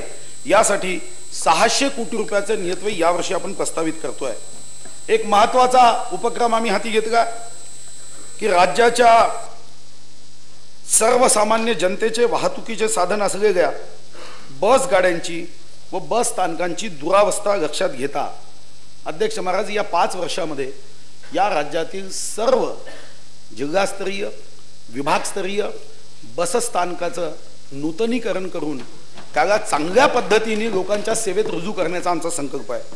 आणि यासाठी पहिल्या वर्षी नाशिक, मुंबई, पुणे, औरंगाबाद, अमरावती व नागपूर या बसस्थानकाच्या नूतनीकरणाचं काम आम्ही हाती घेतलं आहे। ते आपण पीपीपी मध्ये होते, आपण हे अपघातून करतोय। यासाठी आणि काही नवीन बस खरेदी करण्यासाठी आता या वर्षी आपण 125 कोटी रुपयाचा नियतव्यय राखून ठेवला आहे आणि 125 कोटी सोबत 16 कोटी 40 लाख प्रस्तावित केला आहे। असा साधारणतः 141.40 कोटी बस खरेदी आणि या 6 ठिकाणच्या बस स्टँडचं नूतनीकरण करणे यासाठी आणि मग दरवर्षी जिल्हा स्तरावर आपण नूतनीकरणाचा 5 वर्षाचा कार्यक्रम हाती घेतोय। हे करत असताना ते करू ना, ते न सांगता केलं पाहिजे विजय भाऊ। पर्यावरण रक्षणाच्या दृष्टीने परिवहन सेवेकरता जैविक इंधन वापरण्यासाठी महापालिकांना प्रोत्साहन देण्याचाही संकल्प आहे। तसेच विद्यार्थ्यांना शाळेत ने आण करण्याकरता महिला चालक असलेल्या ई टॅक्सींना प्रोत्साहन देण्याची योजना प्रस्तावित आहे की ज्यामध्ये या 6 शहरामध्ये महिलांना आर्थिक अनुदान, विशेष सहाय्य देऊन त्या ठिकाणच्या विद्यार्थ्यांना शाळेत ने आण करण्यासाठी आपल्याला ई रिक्षा किंवा आपण ग्रीन रिक्षा देण्याचा आमचा संकल्प आहे। महाराष्ट्रातील रेल्वे प्रकल्पांना गती देण्यासाठी राज्य शासन व रेल्वे मंत्रालय यांच्या समभागातून एक विशेष उपयोजिता वाहन स्थापनेचा शासनाने तत्वतः निर्णय घेतलेला आहे। बांधकामाधीन रेल्वे प्रकल्पासाठी 68 कोटी 60 लाख रुपये इतका नियतव्यय ठेवला आहे। आणि अध्यक्ष महाराज रेल्वे मंत्रालयाशी याबद्दल चर्चा चालू आहे की राज्याचे रेल्वे प्रकल्प वेगाने कसे पूर्ण करता येईल। जयगड बंदर विकास, दळणवळणाच्या दृष्टीने अत्यंत महत्त्वाचे असलेले रत्नागिरी जिल्ह्यातील जयगड बंदर रेल्वेशी जोडण्याच्या दृष्टीने Maharashtra maritime board, Konkan railway व विकासक जयगड बंदर यांच्या सामंजस्य करार केला आहे। आता 68 कोटी 60 लाख ठेवले आहे, पण याच्यातून होत नाही म्हणून आपण जसं कोकण बोर्ड आहे, रेल्वे मंत्र्यांशी आपण चर्चा झाली आहे, आपण स्वतंत्र काही बोर्ड करून काही इतर देशातून आपण निधी त्यांनी घ्यायचा आणि आपण घ्यायचा 30 वर्षाच्या कर्जाने अशी एक योजना प्रस्तावित आहे, त्यावर चर्चा सुरू आहे। तो करावा लागेल, राज्याकडे असणारी साधन संपत्ती अमर्यादित नाही।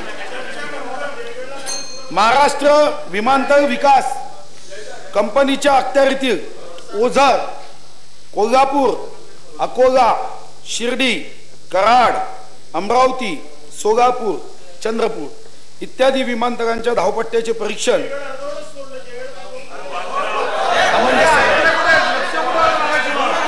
विमानतळाच्या विकासासाठी 91 कोटी रुपयाची तरतूद केली.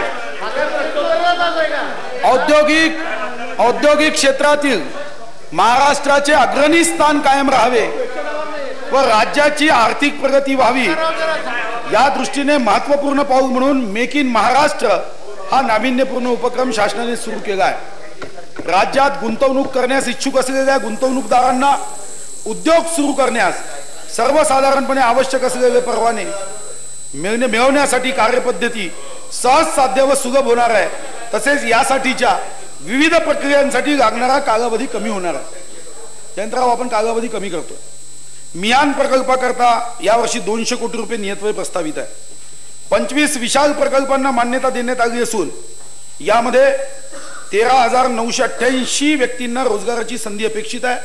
13,166 कोटी एवढी गुंतवणूक ही अपेक्षित आहे. पण उद्योग क्षेत्राला प्रोत्साहन देण्यासाठी 3,150 कोटी रुपये तरतूद प्रस्तावित करण्यात आली आहे.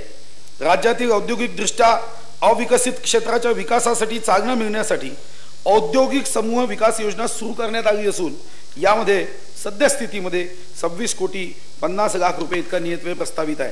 वस्त्रोद्योग धोरणाअंतर्गत राज्यातील 5 वस्त्रोद्योग प्रकल्पांना दीर्घ मुदतीच्या कर्जावर 5 ते 60% व्याज सवलत देण्यासाठी 15-16 मध्ये 59 कोटी 66 लाख रुपये नियतव्यय प्रस्तावित आहे. यासोबतच मराठवाडा, विदर्भ, उत्तर महाराष्ट्रातील पात्र वस्त्रोद्योग प्रकल्पांना दीर्घ मुदती कर्जाच्या 10% भांडवली अनुदान देण्यासाठी 28 कोटी रुपये नियतव्यय प्रस्तावित आहे. यंत्रमाग धारकांना वीज दरात सवलतीच्या नियमित योजनांसाठी नियमित योजना 1,232 कोटी 53 लाख रुपये प्रस्तावित आहे. ही नियमित योजना आहे. काजू प्रक्रिया उद्योगास प्रोत्साहन अनुदान. कोकणातील काजू प्रक्रिया उद्योग घटकांनी उत्पादित व प्रक्रिया केलेल्या काजूपैकी अंतिमता विक्री झालेल्या काजूच्या विक्रीवर मूल्यवर्धित कर भरल्यावर त्यांना त्या कराची रक्कम प्रोत्साहन अनुदान म्हणून देण्यात येते.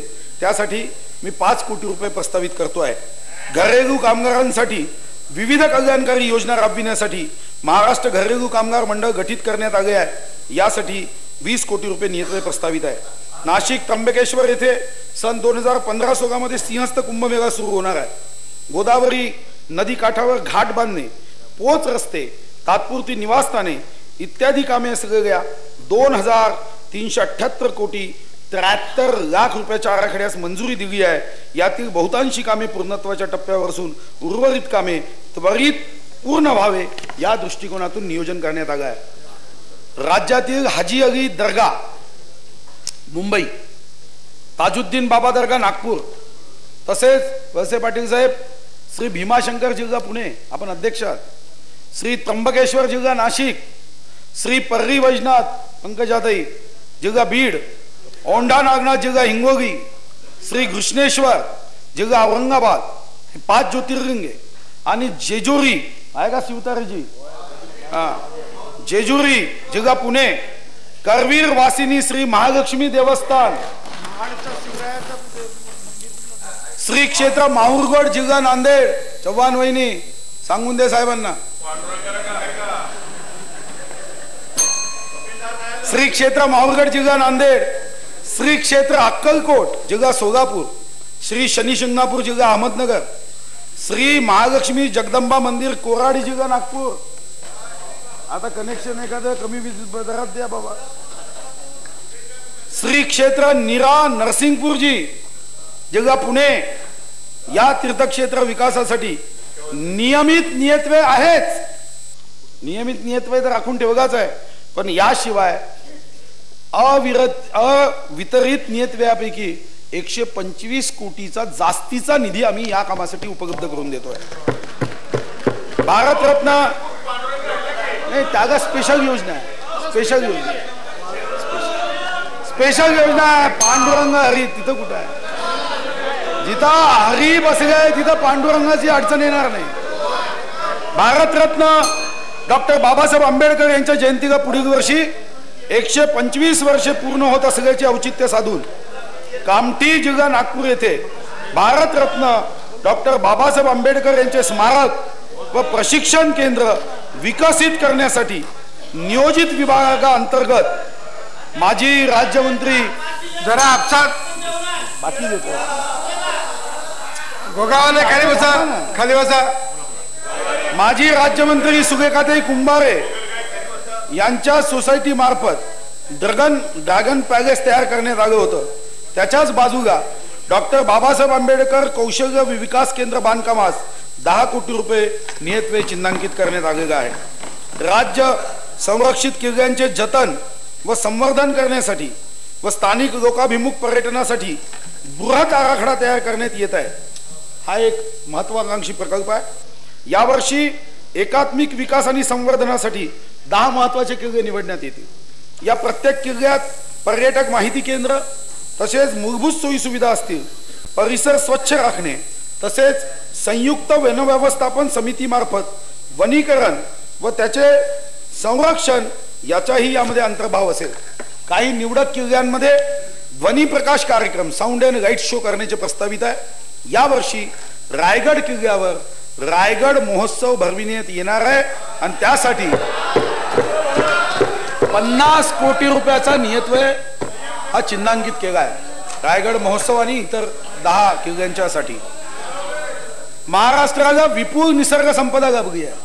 ईश्वर प्रसन्न आहे महाराष्ट्रावर. त्यामुळे महाराष्ट्रात पर्यटनास भरपूर वाव आहे. पर्यटनाच्या माध्यमातून रोजगार निर्मिती, स्थानिक जनतेचे राहणीमान सुधारणे तसेच त्याचे राज्याच्या आर्थिक प्रगतीतील महत्त्व लक्षात घेता पर्यटन विकासाला चालना देण्याचा शासनाचा प्रयत्न आहे. वनातील निसर्ग पर्यटन विकसित करणे तसेच जैविक विविधतेचे संरक्षण करून वनावर उपजीविकेसाठी अवलंबून असणाऱ्या लोकांचे राहणीमान सुधारणे या उद्देशाने महाराष्ट्र राज्य निसर्ग पर्यटन विकास मंडळ स्थापन करण्याचा शासनाने निर्णय घेतलाय. आणि यासाठी 15-16 मध्ये प्राथमिक बाबीसाठी म्हणजे मंडळ स्थापन करण्यासाठी 50 लाख रुपये नियतव्यय दिलाय आणि इतर नियतव्यय आवश्यकतेनुसार उपलब्ध करून दिला जाईल. महाराष्ट्राला कोकणात 720 किलोमीटर सागरी किनारा राबलेला आहे. ही बाब विचारात घेऊन यामध्ये सध्या सागरी किनारा पर्यटन हे विकसित करण्यासाठी आता 42 कोटी रुपये नियतव्यय प्रस्तावित केला आहे आणि आवश्यक असेल तेव्हा तो निधी आपण त्यांना देणार आहोत. चांदा आणि बांदा पर्यटन विकास. चांदा ते बांदा महाराष्ट्राचं वर्णन केलं गेलं आहे. महाराष्ट्राच्या 2 टोकावरील चंद्रपूर व सिंधुदुर्ग हे खनिज व नैसर्गिक संपत्तीचे वरदान लाभलेले जिल्हे आहे. या नैसर्गिक संपत्तीचा इष्टतम वापर व्हावा यासाठी सघन नियोजन व अंमलबजावणीचा विशेष कार्यक्रम राबविण्यात येईल. त्या अनुषंगाने चंद्रपूर जिल्ह्यातील बगारपूर येथे बंगलोरच्या धर्तीवर वनस्पती उद्यान, बॉटॅनिकल गार्डन तसेच सिंधुदुर्ग जिल्ह्यात पर्यटन वृद्धीसाठी विशेष कार्यक्रम आखण्यात येणार आहे. सिंधुदुर्ग जिल्ह्यासाठी तयार केलेला जिल्हा पर्यटन आराखडा world bank, Asian development bank यांना आर्थिक सहाय्य मिळवण्यासाठी विचारार्थ सादर करण्याचे प्रस्तावित आहे. सिंधुदुर्ग जिल्ह्यातील प्रस्तावित सी वर्ल्ड प्रकल्पासाठी आवश्यक निधी उपलब्ध करून देण्यात येईल. केंद्रीय पर्यटन मंत्रालयासही या प्रकल्पासाठी निधी उपलब्ध करून देण्याची विनंती करण्यात आली असून हा प्रकल्प अग्रक्रमित झालेला आहे.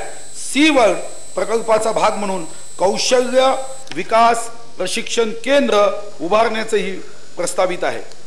महाराष्ट्रात पर्यटनस्थळी भेटी देणाऱ्या देशी विदेशी पर्यटकांना दिशादर्शक फलक, आंतरराष्ट्रीय दर्जाची स्वच्छतागृहे, पिण्यासाठी पाणी, खाद्यगृहे यासारख्या मार्गस्थ सुविधा उपलब्ध करून देण्यात येणार आहे. मुंबई, रत्नागिरी, सिंधुदुर्ग, औरंगाबाद, बुलढाणा, कोल्हापूर इत्यादी ठिकाणी पर्यटन सुविधा उपलब्ध होणे आवश्यक आहे आणि त्यासाठी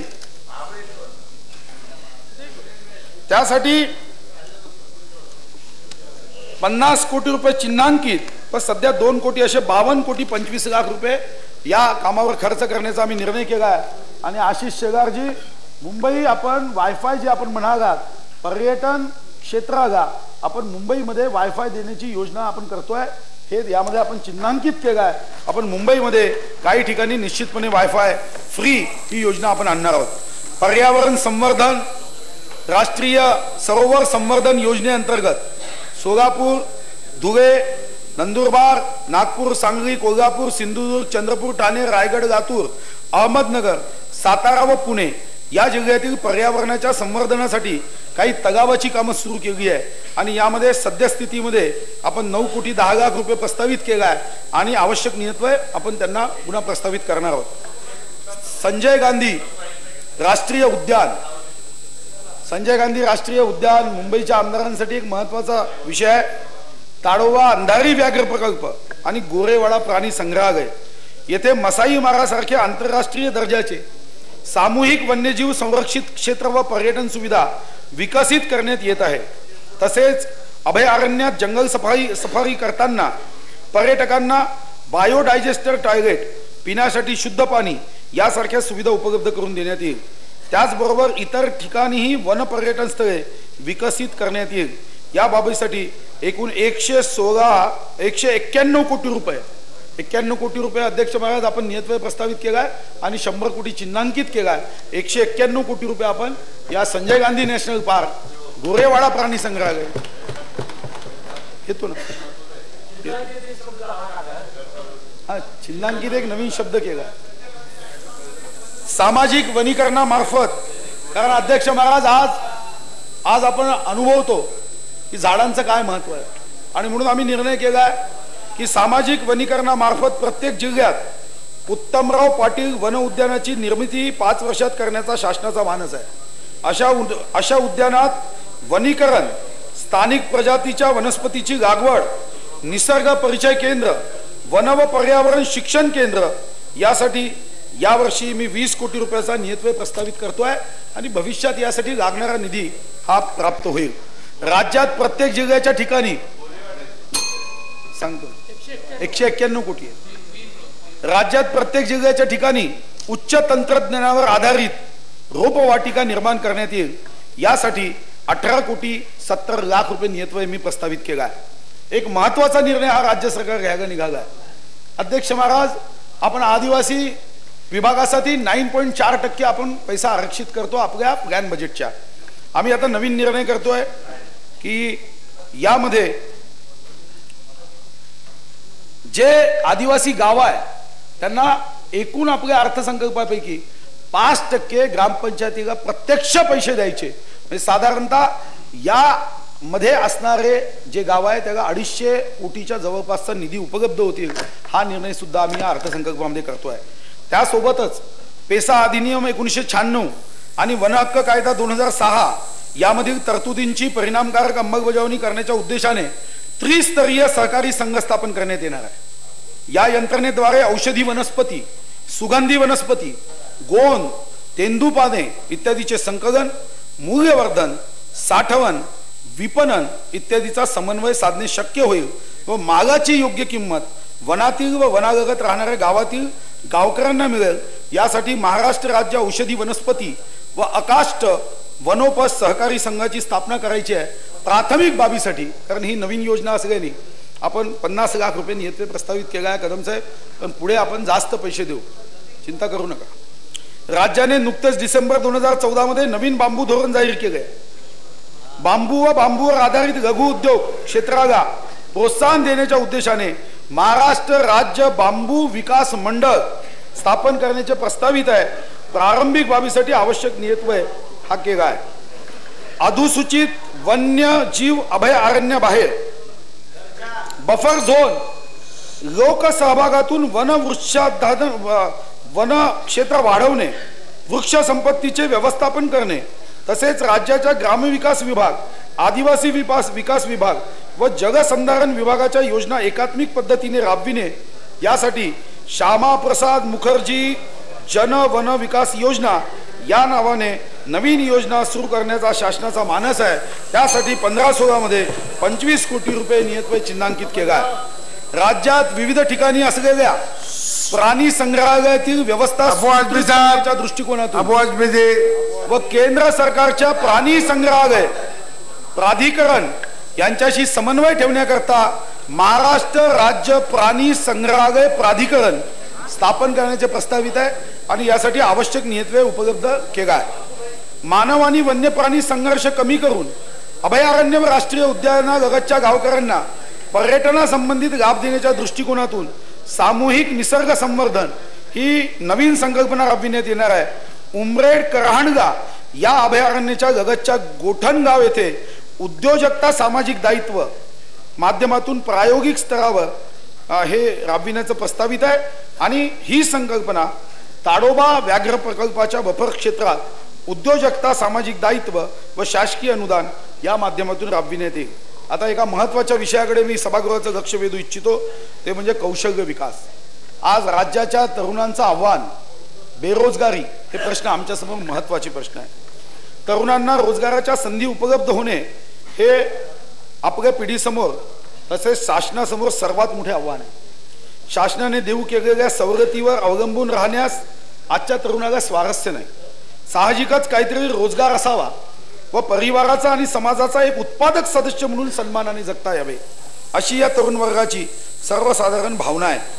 तरुणांना आपले भावी आयुष्य समर्थपणे घडविता यावे यासाठी परंपरागत शिक्षणास कौशल्य विकासाची जोड देणे आवश्यक आहे आणि यासाठी माननीय पंतप्रधान श्री नरेंद्र मोदी यांनी स्किल इंडियाची संकल्पना मांडली. त्यास अनुसरून आम्ही कुशल महाराष्ट्र रोजगारयुक्त महाराष्ट्र कुशल महाराष्ट्र रोजगारयुक्त महाराष्ट्र हे ध्येय समोर ठेवले आहे. राज्यात नुकताच कौशल्य विकास व उद्योजकता विभागाचा स्वतंत्र विभाग निर्माण करण्यात आला आहे. राज्यात सध्या कौशल्य विकास व स्वयंरोजगार सहाय्याच्या काही योजना आहेत. या सर्व योजनांचे मूल्यमापन व आवश्यकतेनुसार एकत्रीकरण करून कौशल्य विकास व स्वयंरोजगार सहाय्यासाठी प्रमोद महाजन कौशल्य विकास योजना या नावाने एक व्यापक योजना अंमलात आणण्याचे ठरविले आहे. या योजनेअंतर्गत तरुणांना ते करत असलेल्या किंवा त्यांचा कल असलेल्या रोजगारासाठी प्रशिक्षण तसेच स्वयंरोजगारासाठी दरवर्षी 5 लाख युवकांना औद्योगिक प्रशिक्षण संस्था व खाजगी संस्थेत प्रशिक्षण देऊन 75% आश्वासित रोजगार मिळेल असे नियोजन करण्यात येत आहे. म्हणजे हा महत्त्वाचा मुद्दा आहे. बांधकाम उत्पादन आणि निर्मिती वस्त्रोद्योग ऑटोमोबाईल आरोग्य सेवा बँकिंग वित्त आणि विमा औद्योगिक औषध उत्पादने कृषी प्रक्रिया आदी क्षेत्रावर भर देण्यात येणार आहे. या योजनेच्या माध्यमातून जास्तीत जास्त तरुणांपर्यंत पोहोचवण्याचा आमचा प्रयत्न राहील. प्रत्येक जिल्ह्यात कौशल्य प्रशिक्षण केंद्र स्थापन करण्याचा तसेच औद्योगिक प्रशिक्षण केंद्राचे रूपांतर कौशल्य विकास केंद्रात करण्याचा शासनाचा मानस आहे. रुपे साहेब आपली मदत लागेल यासाठी. योजनेचा सविस्तर तपशील स्वतंत्रपणे जाहीर केला जाईल. या योजनेच्या प्रभावी अंमलबजावणीसाठी शासन प्रयत्नाची पराकाष्ठा करेल. कौशल्य विकास व उद्योजकता विभागासाठी सद्यस्थितीमध्ये मी 161 कोटी 84 लाख रुपयाचा नियतव्यय उपलब्ध केला आहे आणि मी या सभागृहाला हमी देतो की या रोजगार तरुणाईसाठी जोही पैसा उपलब्ध करावा लागेल त्यासाठी आम्ही मागे पुढे पाहणार नाही. कारण ही तरुणाई राज्याची शक्ती आहे. हीच शक्ती या राज्याला छत्रपती शिवाजी महाराजांचं स्वप्न साकार करण्यासाठी हेच मजबूत हात कामी लागणार आहे आणि म्हणून यासाठी पैसे आम्ही कमी पडू देणार नाही. राष्ट्रपिता महात्मा गांधी यांच्या विचाराचा अंगीकार करत सेवाग्राम जिल्हा वर्धा या ठिकाणी ग्रामोद्योग कुटीरोद्योग व हस्तकला यांना प्रोत्साहन देण्यासाठी संसाधन व प्रशिक्षण केंद्र स्थापन करण्याचा शासनाने निर्णय घेतला. अध्यक्ष महाराज, ही अनेक ठिकाणी हे छोटे छोटे ग्रामोद्योग आहेत, परंपरागत उद्योग करतात, पण त्यांना लागणारं नवीन तंत्रज्ञान ज्यातून त्यांची उत्पादकता वाढू शकेल, ज्यातून त्यांची क्षमता वाढू शकेल, आर्थिक शक्ती वाढू शकेल, यासाठी आम्ही हे प्रशिक्षण केंद्र स्थापन करण्याचा निर्णय केला आहे. यासाठी यावर्षी मी 25 कोटी रुपये नियतव्यय चिन्हांकित केला आहे आणि भविष्यात जो लागेल तो निधी देऊ. पण महात्मा गांधींचा जो विचार आहे तो विचार या माध्यमातून ग्राम विकासासाठी करण्याचा आमचा संकल्प आहे. राज्यात नवीन क्रीडा धोरणाची सन 2012 मध्ये घोषणा करण्यात आली, तथापि त्याची अंमलबजावणी फारशी झालेली नाही. सदर धोरणाची परिणामकारक अंमलबजावणी करण्यात येईल. व्यायामाचे महत्त्व लक्षात घेऊन राज्यातील प्रत्येक जिल्ह्यात खेळाडू युवक युवती यांच्यासाठी जिल्हा क्रीडा संकुलाच्या ठिकाणी अथवा महानगरपालिका नगरपालिकांच्या उद्यानामध्ये सार्वत्रिक व्यायामशाळा टप्प्याटप्प्याने सुरू करण्यात येतील. त्यासाठी आवश्यक तो निधी उपलब्ध करून देण्यात आला आहे. तालुका व जिल्हास्तरीय क्रीडा संकुलाच्या बांधकामासाठी 50 कोटी रुपये नियतव्यय प्रस्तावित आहे. माध्यमिक शाळेत दाखल होणाऱ्या मुलींचे गळतीचे प्रमाण कमी व्हावे या प्रमुख उद्देशाने मुलींसाठी वसतिगृहे बांधण्याची योजना आहे, आपली होती. पण मुलींच्या वसतिगृहासाठी यावर्षी अध्यक्ष महाराज आपण दुप्पट पैसे दिले मुलींच्या वसतिगृहासारखी मागच्या वर्षीपेक्षा. या वर्षी वसतिगृह बांधण्यासाठी 112 कोटी 52 लाख रुपये दिले, कारण हा क्रांतीज्योती सावित्रीबाई फुलेंचा महाराष्ट्र आहे.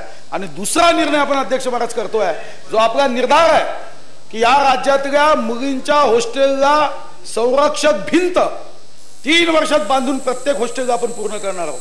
कारण मुलींची सुरक्षा हे आपल्यासाठी अग्रक्रम आहे. या 112 कोटी 52 लाख व्यतिरिक्त त्यासाठी आपण 25 कोटी रुपये पुन्हा प्रस्तावित केले. मागच्या वर्षी जे होती त्याच्यापेक्षा आता ही 2.5 पट रक्कम आहे संरक्षक भिंत. आणि 3 वर्षात हे आपण बांधून काढणार. जयंतराव, 3 वर्षांनी तुम्ही भाषणात मला विचारा, प्रश्न विचारा की हे केलं की नाही. तुम्हाला प्रत्येक आमच्या मॉनिटरिंग सिस्टीमवर घेऊन जाईल आणि तिथून तुम्हाला दाखवेल की हे सर्व प्रत्येक मुलींची शाळा त्या सिस्टीम मध्ये दिसेल की वॉल कंपाऊंड बांधलं आहे. दरवर्षी शालेय शिक्षणावर सुमारे 30,000 कोटी रुपयापेक्षा अधिक खर्च होतो. 30,000 कोटी आहे तावडे साहेब. या राज्यातलं सर्वात मोठं बजेट हे तुमचं आहे. तुमचं खातं सर्व विभागापेक्षा मोठा विभाग आहे. खातं महत्वाचं. 30,000 कोटी रुपयाचा अधिक खर्च करण्यात येतो.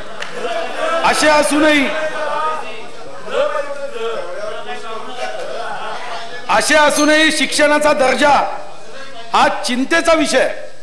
दर्जेदार शिक्षणासाठी सर्व योजनांची प्रभावी अंमलबजावणी करण्यासाठी शासन कटिबद्ध आहे. आमचे तावडे साहेब फार मेहनत करतात. शिक्षणाचा दर्जा वाढविण्याकरता विद्यार्थ्यांची परीक्षा तसेच शिक्षकांचे मूल्यमापन यावर भर देण्यात येईल. याखेरीज सर्व शिक्षक व विद्यार्थी यांची बायोमेट्रिक पद्धतीने उपस्थितीची नोंद घेतली जाईल. हे करताना शिक्षणाच्या सार्वत्रिकरणाचा उद्देश साध्य करत शिक्षणापासून कोणीही वंचित राहणार नाही याची खबरदारी घेणे ही या शासनाची प्राथमिकता असणार आहे. बालकांचा मोफत व सक्तीच्या शिक्षणाचा अधिकार अधिनियम 2009ची अंमलबजावणी करण्यासाठी यावर्षी म्हणजे 15-16 मध्ये 1,690 कोटी 56 लाख रुपये इतका नियतव्यय प्रस्तावित केला. 1,690 कोटी 56 लाख.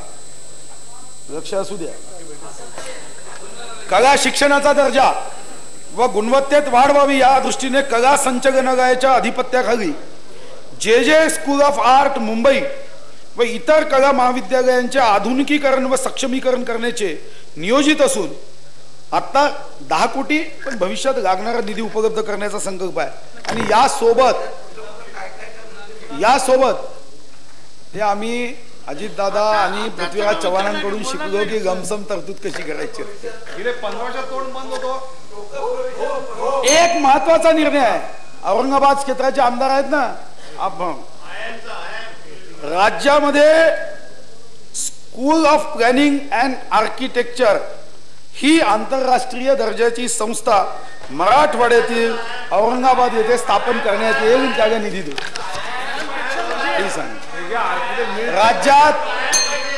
राज्यात नागपूर येथे राष्ट्रीय औषध निर्माणशास्त्र शिक्षण व संशोधन संस्था सुरू करण्याचा शासनाचा मानस आहे. केंद्राने ती घोषित केली आहे. एक महत्वाचा निर्णय आपण करतोय चव्हाण साहेब, आणि हा तुम्हाला आवडणारा निर्णय असेल. केंद्रीय नागरी सेवेमधील मराठी टक्का वाढविण्यासाठी केंद्रीय लोकसेवा आयोगाची पूर्व परीक्षा उत्तीर्ण होणाऱ्या महाराष्ट्रातील सर्व उमेदवारांना जे पूर्व परीक्षा पास होतील त्या सर्वांना मुख्य परीक्षा व मुलाखत पूर्व प्रशिक्षणाकरता राज्य सरकार संपूर्ण ट्रेनिंग करण्यासाठी मोठा हिस्सा उचलणार आहे.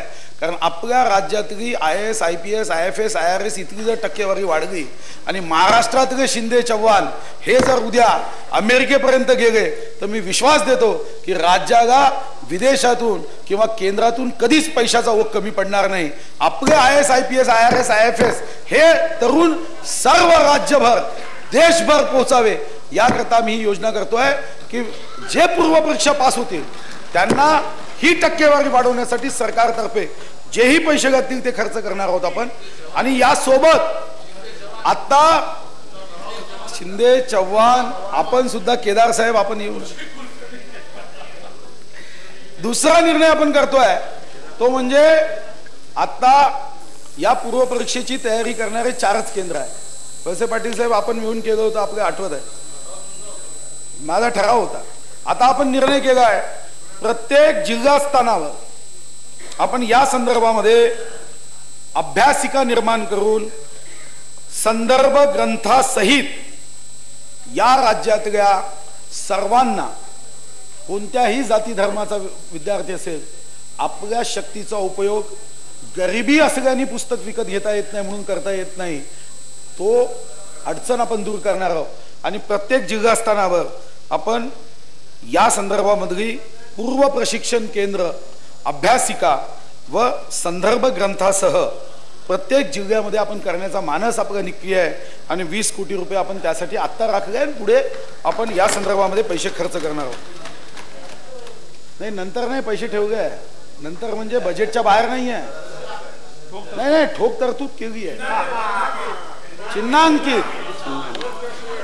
पुणे, औरंगाबाद, अकोला, अंबेजोगाई, जिल्हा बीड. बघा आराम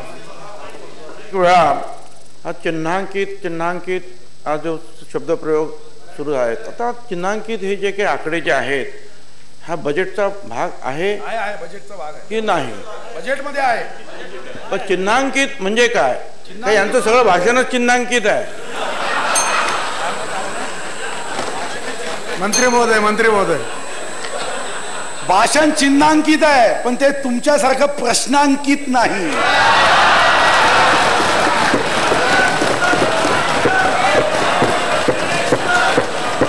पुणे, औरंगाबाद, अकोला, अंबेजोगाई, जिल्हा बीड, सोलापूर, नांदेड, मिरज, जिल्हा सांगली, धुळे, यवतमाळ, लातूर, इंदिरा गांधी वैद्यकीय महाविद्यालय नागपूर, शासकीय वैद्यकीय महाविद्यालय नागपूर यांच्या पदव्युत्तर अभ्यासक्रमाचं श्रेणीवर्धन करण्याचा निर्णय केला आहे.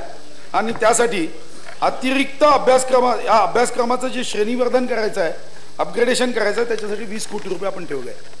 वैद्यकीय महाविद्यालयाच्या इमारतीचे बांधकाम यामध्ये बारामती, नंदुरबार, मुंबई, अलिबाग, सातारा, गोंदिया, चंद्रपूर यासाठी 35 अधिक 100 135 कोटी रुपये आपण सध्याचा ठेवला आहे. यामध्ये आपण PPP मॉडेल करता येते का मध्य प्रदेशच्या धर्तीवर याचा विचार करतोय, कारण या 6 महाविद्यालयाचं दायित्व खूप मोठं आहे आणि या संदर्भात सर्वांना विश्वासात घेऊन आपण याचे मॉडेल करणार आहोत. पण सुरुवात म्हणून आपण आता 135 कोटी रुपये याच्यावर यावर्षीसाठी ठेवले आहे. इंदिरा गांधी शासकीय वैद्यकीय महाविद्यालय नागपूर व परिसराच्या विकासाकरता बृहत आराखडा तयार करण्यात आला असून त्याच्या अंमलबजावणीच्या अनुषंगाने सुद्धा कार्यवाही करण्यात येत आहे. IGMC आहे सर. जे समूह रुग्णालय, पालकमंत्री आहे का दिसायचं, जे समूह रुग्णालय मुंबई येथे हाय राईज्ड सुपर स्पेशालिटी रुग्णालयाच्या इमारतीच्या बांधकामास मान्यता देण्यात आली आहे आणि या हायराईज समितीच्या परवानगी अभावी हा प्रकल्प अडकला होता. यामध्ये आता या प्रकल्पास गती प्राप्त होईल आणि जे समूह रुग्णालय मुंबई येथे 1000 अधिकच्या रुग्णखाटा या उपलब्ध होतील. 1000 जे हॉस्पिटल मुंबईचं हॉस्पिटल महत्वाचं आहे. 1000 रुग्णखाटा. राष्ट्रीय आरोग्य अभियानामध्ये राष्ट्रीय ग्रामीण आरोग्य अभियान, राष्ट्रीय नागरी आरोग्य अभियान यामध्ये दर्जेदार व गुणवत्तापूर्ण प्राथमिक सेवा उपलब्ध करून देणे, सांसर्गिक व असंसर्गिक आजाराचा प्रतिबंध व नियंत्रण करणे यासाठी 1996 कोटी 48 लाख रुपये 1996 कोटी 48 लाख रुपये नियतव्यय प्रस्तावित आहे. राजीव गांधी जीवनदायी आरोग्य योजनेसाठी 971 आजारासाठी 300 कोटी रुपयाचा नियतव्यय प्रस्तावित आहे. एक अजून महत्वाचा निर्णय घेतला आहे सरकारने. कमी वजनाच्या व आजारी नवजात अर्भकांच्या मृत्यूंचे प्रमाण कमी करण्याच्या दृष्टीने 70 नवजात शिशु रुग्णवाहिका उपलब्ध करण्याचा निर्णय केला आहे आणि नवजात शिशु रुग्णवाहिका 70 यावर्षी आम्ही घेतोय. आरोग्य संस्थांची बांधकामे यासाठी नागरिक क्षेत्रात 181 कोटी 36 लाख, ग्रामीण रुग्णालय 46 कोटी, अनुशेषाअंतर्गत 112 कोटी, प्राथमिक आरोग्य केंद्र उपकेंद्र 49 कोटी व इतर यासाठी एकूण 389 कोटी 92 लाख इतका आपण आरोग्य संस्थांची बांधकामे करण्यासाठी देतोय. 389 कोटी 92 लाख. महिला बचत गटाचे सक्षमीकरण, कारण अध्यक्ष महाराज क्रांतीज्योती सावित्रीबाई फुलेंचा महाराष्ट्र आहे, हा छत्रपती शिवाजी महाराजांचा महाराष्ट्र आहे, महिलांचा सन्मान करणाऱ्यांचा महाराष्ट्र आहे. आणि म्हणून आम्ही या नारी शक्तीचा सन्मान व आदर करत महिलांचे सक्षमीकरण व त्यांना आत्मनिर्भर करण्यासाठी काही योजना प्रभावीपणे राबविण्याचा आमचा मनोदय आहे. महिलांसाठी भरो उडान अब तुम्हारा है आसमान या विचारानुसार महिलांना पुढे नेण्याचा संकल्प शासनाचा आहे. आणि ही ध्येयपूर्ती करण्यासाठी महिला वर्गास सूक्ष्म वित्त पुरवठा करण्याची नितांत आवश्यकता आहे. आणि यासाठी आम्ही काही निर्णय करतोय की जिल्हा स्तरावर जे पोषण आहार स्थानिक कृषी उत्पादनाच्या माध्यमातून चांगले पोषण मूल्य उपलब्ध करण्यासाठी बचत गटाच्या माध्यमातून यंत्रसामग्री खरेदी करणे, महिलांना आत्मनिर्भर करण्यासाठी कौशल्य विकसित करणे व प्रत्येक जिल्हा स्तरावर पुण्यश्लोक अहिल्याबाई होळकर बाजारपेठ निर्माण करण्याचा शासनाचा मानस आहे. आणि त्यासाठी 200 कोटी रुपये आपण प्रस्तावित करतोय. आणि या योजनेला सुद्धा पैसा कमी पडू दिला जाणार नाही, कारण महिला जर सशक्त झाला ते राज्य वेगाने पुढे जाऊ शकेल, हा आमचा मानस आहे. अंगणवाडी सेविका व मिनी अंगणवाडी सेविका व मदतनीस यांच्या मानधनात केलेली वाढ दिनांक 1 एप्रिल 2015 पासून लागू करण्यात येत आहे. कारण मागे नुसतं GR निघाला होता, पैसे दिले नव्हते. आपण हे पैसे पंकजाताई देतोय. केंद्र सरकारच्या बेटी बचाओ बेटी पढाओ या योजनेच्या धर्तीवर माझी कन्या भाग्यश्री योजना आमच्या पंकजाताईंनी तयार केली आहे. या नावाने नवीन योजना राज्यात सुरू करण्यात येत आहे. यासाठी सन 2015-16 मध्ये 200 कोटी रुपयाचा नियतव्यय आपण ठेवलेला आहे, राखून ठेवला आहे. मौलाना आझाद अल्पसंख्याक विकास महामंडळाला मला विचारलं होतं ना, मौलाना आझाद अल्पसंख्याक विकास महामंडळाला आपण भागभांडवली अंशदानापोटी गतवर्षी फक्त 35 कोटी रुपये दिले होते. आम्ही 150 कोटी रुपये देतो. 150 कोटी. आणि यामध्ये मुलींचा रोजगार, स्वयंरोजगार, रोजगारक्षम प्रशिक्षणासाठी आगे और अच्छा है. ओ भाई पटेल नीचे बैठो, पटेल नीचे बैठो, बाद में नहीं, पटेल नीचे बैठो, नहीं, अभी नहीं, पटेल आप नीचे बैठो, बाद में पूछो, बाद में, अभी नहीं. मंत्री महोदय तुम्हें शुरू करा. आप गुस्सा मत करो, मैं आगे बताता हूँ, आप रुको तो, मैं आगे और कई योजना है. भाई साहब, आप आगे सुनेंगे ना तो आप भी कहोगे. आप आगे क्या कहोगे मैं बताता हूँ, बाद में शेर में बताता हूँ. ये तो अपन 35 करोड़ थे, अपन ने 150 करोड़ किए. और हमारी मुस्लिम बहनों के लिए हम कई योजना इसमें प्रस्तावित कर रहे हैं इसमें. और मैं आपको आगे बताता हूँ, हमने जो मुस्लिम बहुल लोकसंख्या के गाव है, मुस्लिम बहुल लोकसंख्येची जी गावं आहे ना आपल्या राज्यामध्ये 440 गाव आहे की ज्याच्यामध्ये 50% पेक्षा जास्त मुस्लिम लोकसंख्या आहे राज्यात. या 440 गावांना सांगतो, तेही सांगतो, त्यांचं रक्षण आणि भविष्य हे दोन्हीही सुरक्षित आहे, चिंता करू नका. यामध्ये 440 गावं याचाही आपण एक स्पेशल प्रोजेक्ट करतोय. आणि त्यासाठी आता थोडे पैसे कमी आहे पण वाढवून देणार. आता 25 कोटी त्याच्यासाठी ठेवले आहे. आणि यासोबत इसके बाद और बता रहा हूं, भिवंडी, मालेगांव, मीरज, इसके लिए भी हम एक विशेष योजना बना रहे हैं. विशेष योजना मालेगांव, भिवंडी, मीरज, क्योंकि हमारी नजर में हिंदू, मुस्लिम, सिख, ईसाई हम सब है भाई भाई. ये बीच में अड़चन गाती है कांग्रेस आई. अनुसूचित जाती उपयोजना,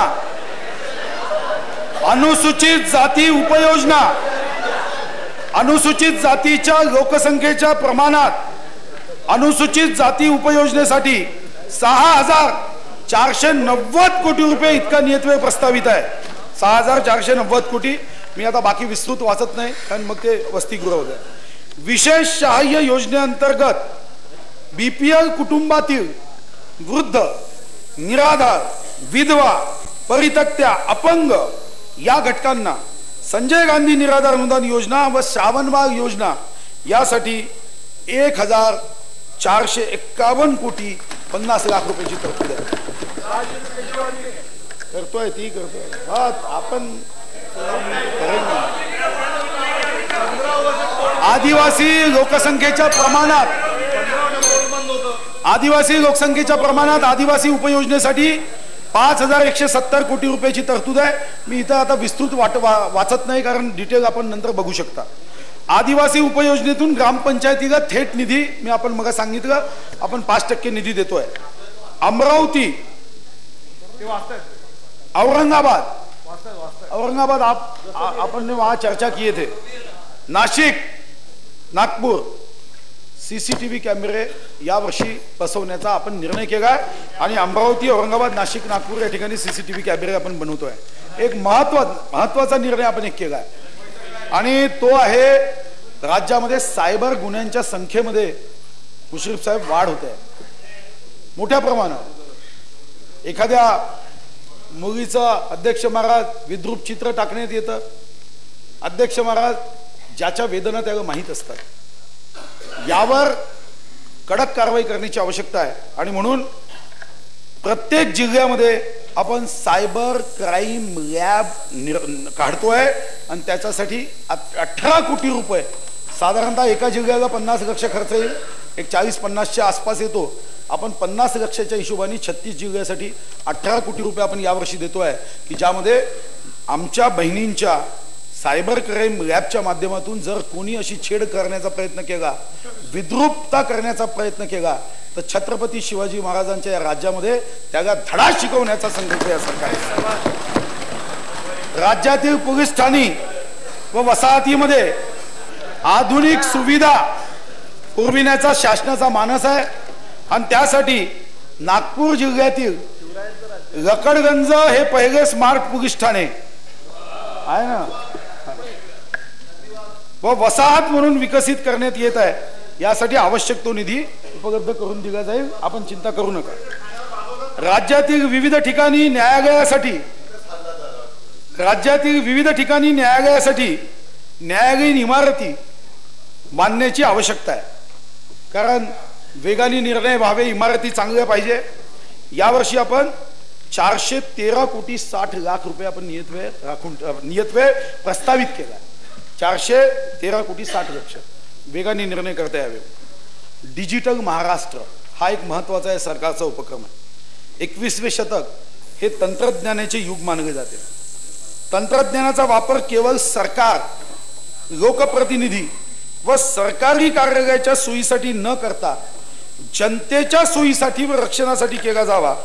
तसेच या तंत्रज्ञानाच्या माध्यमातून शासकीय माहिती सर्वसामान्य जनतेला सहजपणे उपलब्ध व्हावी यासाठी डिजिटल महाराष्ट्र ही संकल्पना राबविण्याचा शासन संकल्प करीत आहे. यासाठी माहिती व तंत्रज्ञान विभागास 10 कोटी रुपये हा नियतव्यय प्रस्तावित असून आवश्यक तो निधी उपलब्ध करून दिला जाईल. लाभार्थ्यांना थेट वित्तीय सहाय्य यामध्ये मी विस्तृत आता वाचत नाही. त्यामध्ये जाम जनधन योजना, आधार क्रमांक किंवा मोबाईल या सिस्टीम मध्ये जोडता येईल काय याचा आम्ही अभ्यास केला आणि यामध्ये मग शिष्यवृत्त्या, शिक्षण शुल्क, प्रतिपूर्ती, बायोमेट्रिक करणे, जनधन, आधार आणि मोबाईल याचा उपयोग करून राज्याच्या सर्व योजना यावर योग्य पद्धतीने नियंत्रण करण्यासाठी आम्ही थेट वित्तीय सहाय्य हे जनधन, आधार आणि मोबाईल अशा जाम योजनेच्या माध्यमातून करतोय. सार्वजनिक वितरण व्यवस्थेमधला भ्रष्टाचार सर्वांसाठी चिंतेची बाब आहे आणि यासाठी राज्यात सर्व रेशन दुकान, सार्वजनिक वितरण व्यवस्था हे बायोमेट्रिक करण्याचा आपण निर्णय केला. 103 कोटी रुपये खर्च लागणार आहे. आता आपण 23 कोटी रुपये प्रस्तावित केले आणि आवश्यकतेनुसार सर्व निधी त्यांना देण्याचा निर्णय केला. बापट साहेब तेजी से काम करो, चिंता मत करो. आपला राज्य सांस्कृतिक आहे, सांस्कृतिक वारसा आहे आणि म्हणून या सरकारने निर्णय केला आहे की या राज्यामध्ये एकही जिल्हा नाट्यगृह विना राहता कामा नये. परभणीचे आमदार असतील जेव्हा मी गेलो नाट्यगृह नाही म्हणून सांगितलं. अकोला गोवर्धन शर्मा जी आप कहे हमारे यहाँ नाट्यगृह नहीं है, अब चिंता मत करो, 5 वर्ष का ये संकल्प है. इस वर्ष हम ये संकल्प की शुरुआत कर रहे हैं. एक भी जगह नाट्यगृह के बिना रहेगा नहीं. अभी ये 20 कोटी दे रहे, आप कहीं नाट्यगृह अकोला का शुरू कर देंगे. एक महत्वाचा पैसे देतोय एका वेळी सुरुवात नाही. काही जिल्ह्यांमध्ये आहे ना, नागपूरमध्ये आहे, चंद्रपूरमध्ये आहे, नाशिकमध्ये आहे.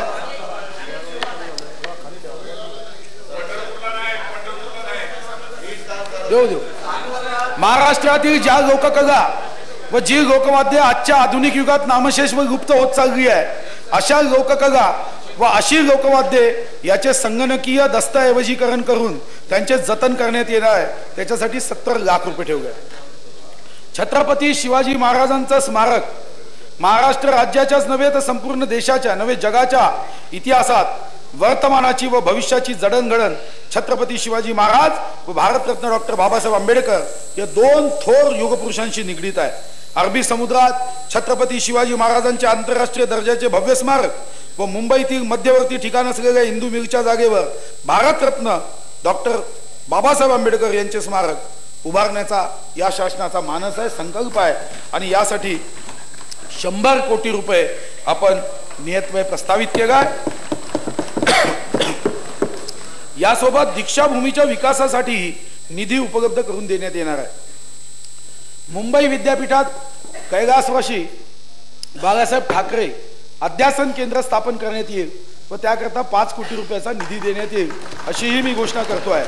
यासोबतच स्वर्गीय बाळासाहेब ठाकरे, स्वर्गीय गोपीनाथजी मुंडे यांचे सामाजिक व राजकीय क्षेत्रात अमूल्य योगदान आहे. त्यांच्या स्मृती जतन करण्यासाठी अनुक्रमे मुंबई व औरंगाबाद येथे त्यांची स्मारके उभारण्यात येईल.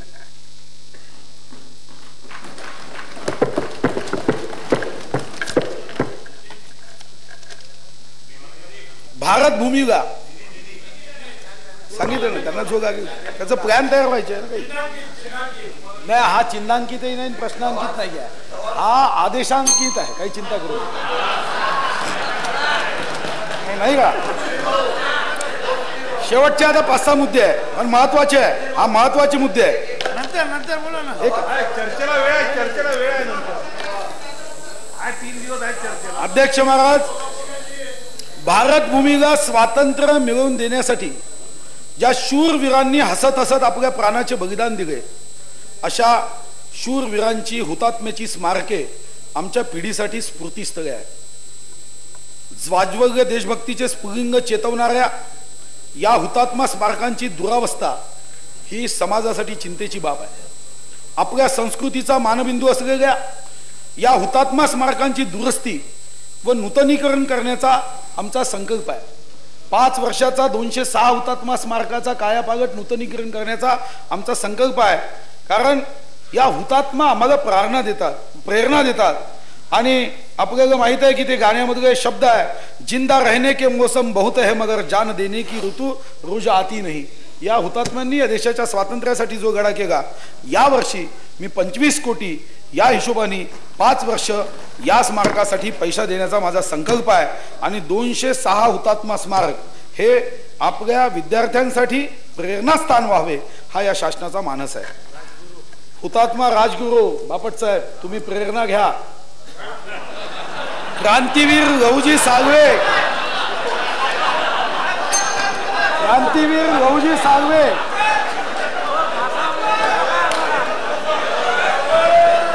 वीर बाबूराव पुगेश्वर शेडमाके या क्रांतीवीरांच्या स्मृतीचे जतन व्हावे, या क्रांतीवीरांच्या स्मृतीचे जतन व्हावे यासाठी त्यांच्या स्मारकाचे बांधकाम करण्याचा, तसेच संजय राठोडजी आप बहुत चिंता करते हो, चिंता जास्त करायची नाही.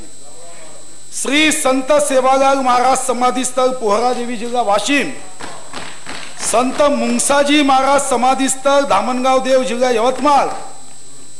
आमचे विजय देशमुख कुठे आहे? जगज्योती महात्मा बसवेश्वर मंगळवेढा जिल्हा सोलापूर या समाधी स्थळाचा, तसेच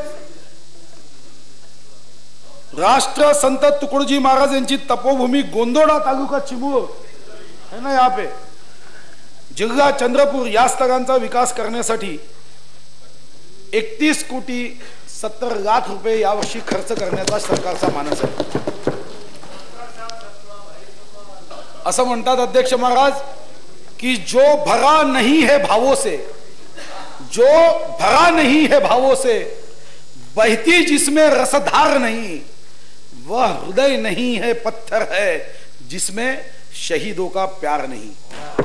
आणि म्हणून आम्ही निर्णय केला की देशासाठी आपल्या प्राणाची बाजी लावून घडणाऱ्या व प्रसंगी प्राणाची आहुती देणाऱ्या भारतीय सैन्य दलातील वीरांना परमवीर चक्र देऊन गौरविण्यात येते.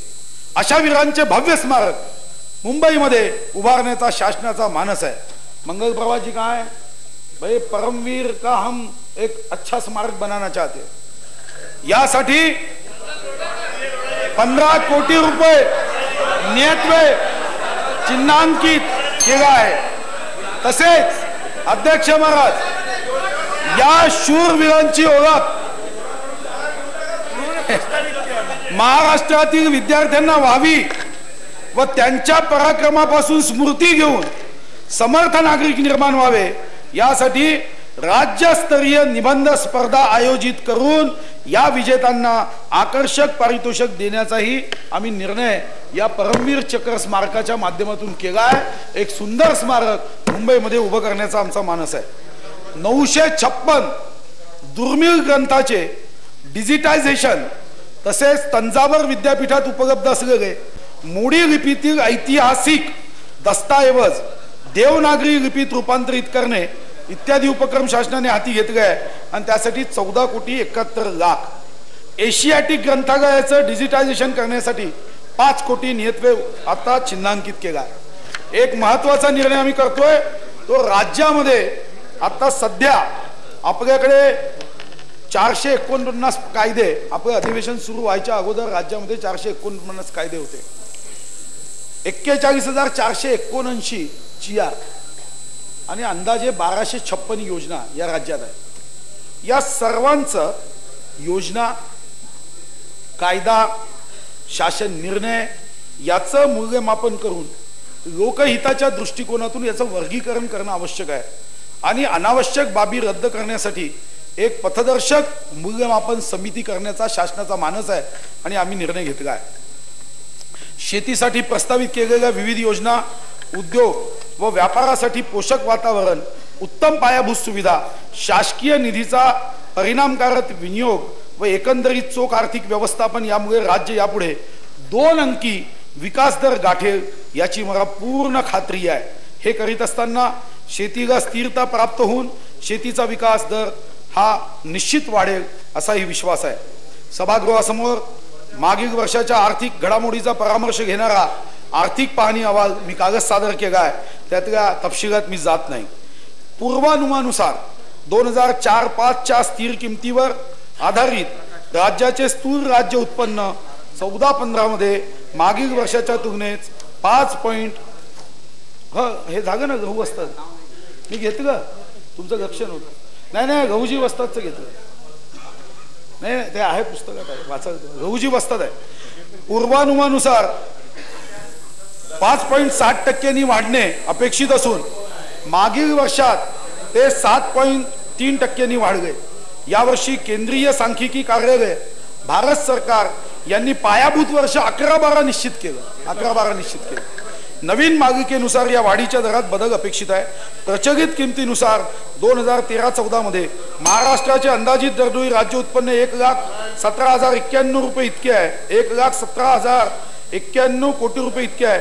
तर अंदाजित दरडोई राष्ट्रीय उत्पन्न 80,388, मी तिथं कोटी शब्द चुकला आहे, 1,17,091 रुपये दरडोई उत्पन्न. 1-2 मिनिटं. अखिल भारतीय घाऊक किमतीच्या निर्देशांकानुसार आधारित चरणवाढीचा दर एप्रिल 14 ते फरवरी 15च्या कालावधी करता 5.98% होता आणि तो तुलनेत 2.5% एवढा वाचला आहे. बाकी माहिती आपल्याला वाचता येईल. फक्त मी शेवटी एवढंच सांगतो की 2015-16चा अर्थसंकल्प सादर करण्याच्या शेवटच्या टप्प्यात बोलू नका.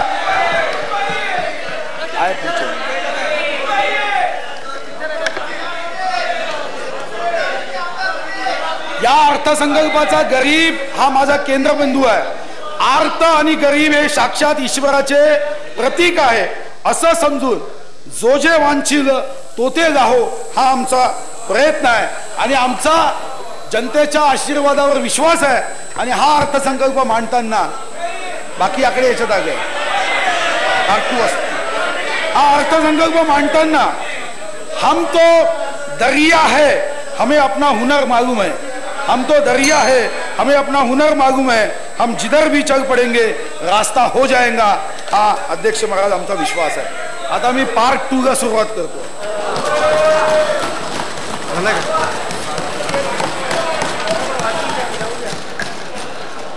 मी आता अर्थसंकल्पाचा भाग 2 सभागृहासमोर सादर करीत आहे. कर संकलनाची पद्धत सोपी, सुटसुटीत व व्यवसायभिमुख असावी, मात्र कर चुकवेगिरी करण्यास प्रतिबंध करणारी असावी यावर माझा ठाम विश्वास आहे. कर संकलन पद्धतीत संगणकीकरणाचा वापर करून करदात्यास ई सेवा देणे, व्यापारातील भांडवल अडकून पडू नये याकरता व्यापाऱ्यांचा परतावा शीघ्र गतीने देणे या दिशेने सुधारणांची वाटचाल असेल. या पद्धतीमुळे व्यवसायात पोषक असे इज ऑफ डुईंग बिझनेस वातावरण तयार होईल व उद्योग वाढीमुळे कर संकलनात ही वाढ होईल. सन 2014-15 साठी कर संकलनाचे उद्दिष्ट रुपये 1,18,640 कोटी आहे. मला विश्वास आहे की कर संकलनाचे उद्दिष्ट गाठण्यात येईल. वस्तू व सेवा कर लागू करण्यासाठी घटना दुरुस्ती विधेयक केंद्र शासनाने लोकसभेत मांडले आहे. देशात दिनांक 1 एप्रिल 2016 पासून वस्तू व सेवा कर आकारणी सुरू होणे अपेक्षित आहे. या कर प्रणालीमुळे भारतातील अप्रत्यक्ष कर पद्धतीत आमूलाग्र बदल होणार आहे. वस्तू व सेवा कर पद्धतीचा अवलंब केल्यामुळे भारतात एकसंघ सुसूत्र बाजारपेठ निर्माण होईल. भारतात तयार होणारी उत्पादने जागतिक पातळीवर स्पर्धात्मक होईल. मला खात्री आहे की वस्तू व सेवा करामुळे उत्पादन क्षेत्रास चालना मिळून मेक इन महाराष्ट्र कार्यक्रमास गती येईल. तसेच करदात्यास कर संबंधी नियमाची पूर्तता करणे सुकर होईल. महाराष्ट्र राज्य सुधारणा प्रक्रियेत नेहमीच अग्रेसर राहिले आहे. राज्याने वस्तू व सेवा करास पाठिंबा दिला आहे. संगणकीकृत कर प्रशासन ही आजच्या काळाची गरज आहे आणि त्या दृष्टीने वस्तू व सेवा कर कायद्यामध्ये सॉफ्टवेअर बनवण्याचं काम सुरू आहे. सटई क्षेत्राच्या अधिमूल्यात वाढ, सर्व प्रकारच्या विकास व बांधकाम परवानग्या त्वरित देण्यात याव्यात व या माध्यमातून जनतेची सोय व्हावी, तसेच शासनास महसूल मिळावा यासाठी शासनाचा प्रयत्न आहे. त्या संदर्भातलं विस्तृत आपण छापील पुस्तकावरून वाचता येईल. देशी मद्यावरील कर रचने सन 2013 मध्ये बदल करण्यात आला होता. त्यामध्ये मी आणखी बदल करीत आहे. देशी मद्यावरील उत्पादन शुल्काचा दर हा निर्मिती मूल्याच्या 200% अथवा 120 प्रति प्रूफ लिटर यापैकी जो जास्त असेल तो राहील. 200% अथवा 120 प्रति प्रूफ लिटर. अध्यक्ष महाराज, मूल्यवर्धित कर कायद्यात काही बदल सुचवतो आहे. केंद्र शासन सेवा कराची आकारणी करते. काही व्यवहारावर विक्री कर व सेवा कराची आकारणी होते. करावर कर लागू नये म्हणून अशा व्यवहारामध्ये यापुढे सेवा कर वेगळ्याने बिलात वसूल केला असल्याचा त्याचा समावेश विक्री व खरेदी किमतीत होणार नाही. आपण महत्त्वाचा निर्णय घेतोय कारण त्याचं जे एकूण किंमत आहे त्याच्यावर सेवा कर आणि मग वॅट लागायचा हा पण एक निर्णय घेतला. विक्री कर विभागातर्फे केल्या जाणाऱ्या व्यवसाय लेखापरीक्षण किंवा अन्वेषण कार्यवाहीत आढळून आलेल्या निष्कर्षाच्या अनुषंगाने व्यापारी सुधारित विवरणपत्र दाखल करू शकतो. सध्या अशा प्रकारे फक्त एकदा सुधारित विवरणपत्र दाखल करता येते. ही अट शिथिल करण्यात येत असून यापुढे लेखापरीक्षण अथवा अन्वेषणादरम्यान आढळून आलेल्या निष्कर्षानुसार व्यापारी एकापेक्षा जास्त सुधारित विवरणपत्र दाखल करू शकेल. हा दुसरा निर्णय केला. विवरणपत्र उशिरा दाखल केल्यास जे विलंब शुल्क लागू होते ते आता 2000 ऐवजी आपण 1000 रुपये करतोय. मूल्यवर्धित कायद्याअंतर्गत कोणतीही कार्यवाही प्रलंबित असताना व्यापाऱ्याने काही व्यवहारावर कर भरणा बरोबर केला नाही अशी खात्री झाल्यास व्यवहार निहाय निर्धारण कार्यवाही सुरू करता येते. याऐवजी व्यापारी काही व्यवहारावर कर भरणा योग्यरित्या करत नाही किंवा टाळण्याचा प्रयत्न करत आहे असे सकारण वाटल्यास अशा व्यवहाराची निर्धारणा सुरू करता येईल. तसेच सदर निर्धारणा पूर्ण करण्यासाठी कालमर्यादा निश्चित करणे व एकतर्फी आदेश झाल्यास तो रद्द करण्याची तरतूद करण्याचे प्रस्तावित आहे. मूल्यावर्धित कर कायद्याअंतर्गत व्यापारी वार्षिक सुधारित विवरणपत्र दाखल करून जादा कराचा भरणा करू शकतो. अशा वेळी अतिरिक्त करावर व्याजाची परिगणना सध्याच्या पद्धतीने न करता ज्या वर्षाचे सुधारित विवरणपत्र आहे त्या वर्षातील 1 ऑक्टोबर पासून करावी असे प्रस्तावित करीत आहे. विशिष्ट प्रकरणात सुधारित विवरणपत्राचा कालावधी वर्षापेक्षा कमी असल्यास अशा प्रकरणात व्याज केव्हापासून लागेल याबाबतही सुधारणा करण्यात येईल. अपीलावर व पुनर्विलोकनावर निर्णय घेत असताना त्या निर्णयाचा परिणाम जर दुसऱ्या कायद्यातील करदायित्वावर होत असेल तर त्या कायद्याखालील संबंधित प्राधिकाऱ्यासमोर नसेल तर त्याला या कायद्यातील तरतुदीनुसार निर्णय घेता यावा यासाठी सध्याच्या तरतुदीमध्ये काही तांत्रिक सुधारणा प्रस्तावित आहे. कंपन्याचे एकत्रीकरण किंवा विभक्तीकरणास उच्च न्यायालय मान्यता देते. उच्च न्यायालयाने मान्यता दिल्यानंतर संबंधित कंपनीस कंपनी निबंधकाकडे त्यासंबंधी अर्ज करावा लागतो. कंपनी निबंधकाने एकत्रीकरण अथवा विभक्तीकरणाची नोंद घेतल्याच्या दिनांकापासून 30 दिवसाच्या आत नवीन नोंदणी दाखल्यासाठी अर्ज करता येतो. सध्याचा नोंदणी दाखला रद्द करण्याच्या या विषयाच्या तरतुदीमध्ये बदल करण्याचे मी प्रस्तावित करतो. अध्यक्ष महाराज, मी आता काही माझे कर विषयक प्रस्ताव सभागृहासमोर सादर करीत आहे. राज्याचा वाजवी महसूल संरक्षित व्हावा या उद्देशाने काही वस्तूवर सध्या प्रवेश कराची आकारणी केली जाते. शेजारील राज्यातून लॉंग स्टील थेट ग्राहकांना विकण्यात येते असे माझ्या निदर्शनास आले आहे. त्यामुळे राज्य शासनास त्याच्या वाजवी महसुलास मुकावे लागत आहे. लॉंग स्टीलच्या राज्यात होणाऱ्या उपभोगावर राज्य शासनास वाजवी कर प्राप्त व्हावा म्हणून लॉंग स्टीलवर 5% प्रवेश कर आकारण्याचे मी प्रस्तावित करीत आहे. लॉंग स्टीलवर दुहेरी आकारणी होऊ नये याकरता नियमाप्रमाणे प्रवेश कराची वजावट अनुज्ञेय असेल. सध्या लाकूड विरहित प्लेन आणि प्री लॅमिनेशन इकोमार्कचा लोगो असलेल्या पार्टिकल बोर्डावर 5% कराची आकारणी करण्यात येते. इको मार्कचे बोर्ड व इतर प्लायवूड यामध्ये फारसा फरक नसल्यामुळे सर्व प्रकारच्या प्लेन आणि प्री लॅमिनेटेड पार्टिकल बोर्डावर 12.5% दराने मूल्यावर्धित कराची आकारणी करण्याचे मी प्रस्तावित करीत आहे. राज्यात काही जीवनावश्यक वस्तू जसे तांदूळ, गहू, डाळी, त्यांचे पीठ, हळद, मिरची, चिंच, गूळ, नारळ, धने, मेथी, पापड, ओला खजूर, सोलापुरी चादर व टावेल्स यावर दिनांक 31 मार्च 2015 पर्यंत सूट देण्यात आली होती. सदर सूट दिनांक 31 मार्च 2016 पर्यंत चालू ठेवण्याचे मी घोषित करीत आहे. त्यासोबतच बेदाणे, आमचे स्वर्गीय RR पाटील त्यासाठी खूप संघर्ष करायचे.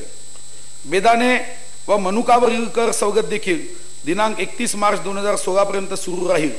चहावरील सवलतीचा 5% कराचा दरही दिनांक 31 मार्च 2016 पर्यंत चालू राहील. एक महत्वाचा निर्णय मी घेतोय. सध्या मासिक रुपये 7,500 पेक्षा जास्त वेतन असणाऱ्या सर्वांनाच व्यवसाय कर भरावा लागतो. मी महिलांसाठी व्यवसाय कर आकारणीची वेतन मर्यादा वाढवून रुपये 10,000 करीत आहे. रुपये 10,000 पर्यंत मासिक वेतन व उत्पन्न असणाऱ्या महिलांना यापुढे व्यवसाय कर लागणार नाही. याचा फायदा 1,50,000 नोकरदार व कर्मचारी महिलांना होईल. मी महिलांच्या पर सांगली नाही ना पंकजात आज बरं झालं, आता नवीन घ्या. मी महिलांच्या पर्सेस व हँडबॅग्स वरील मूल्यवर्धित कराचा दर 12.5% वरून 5% आणतो. कर्करोगावरील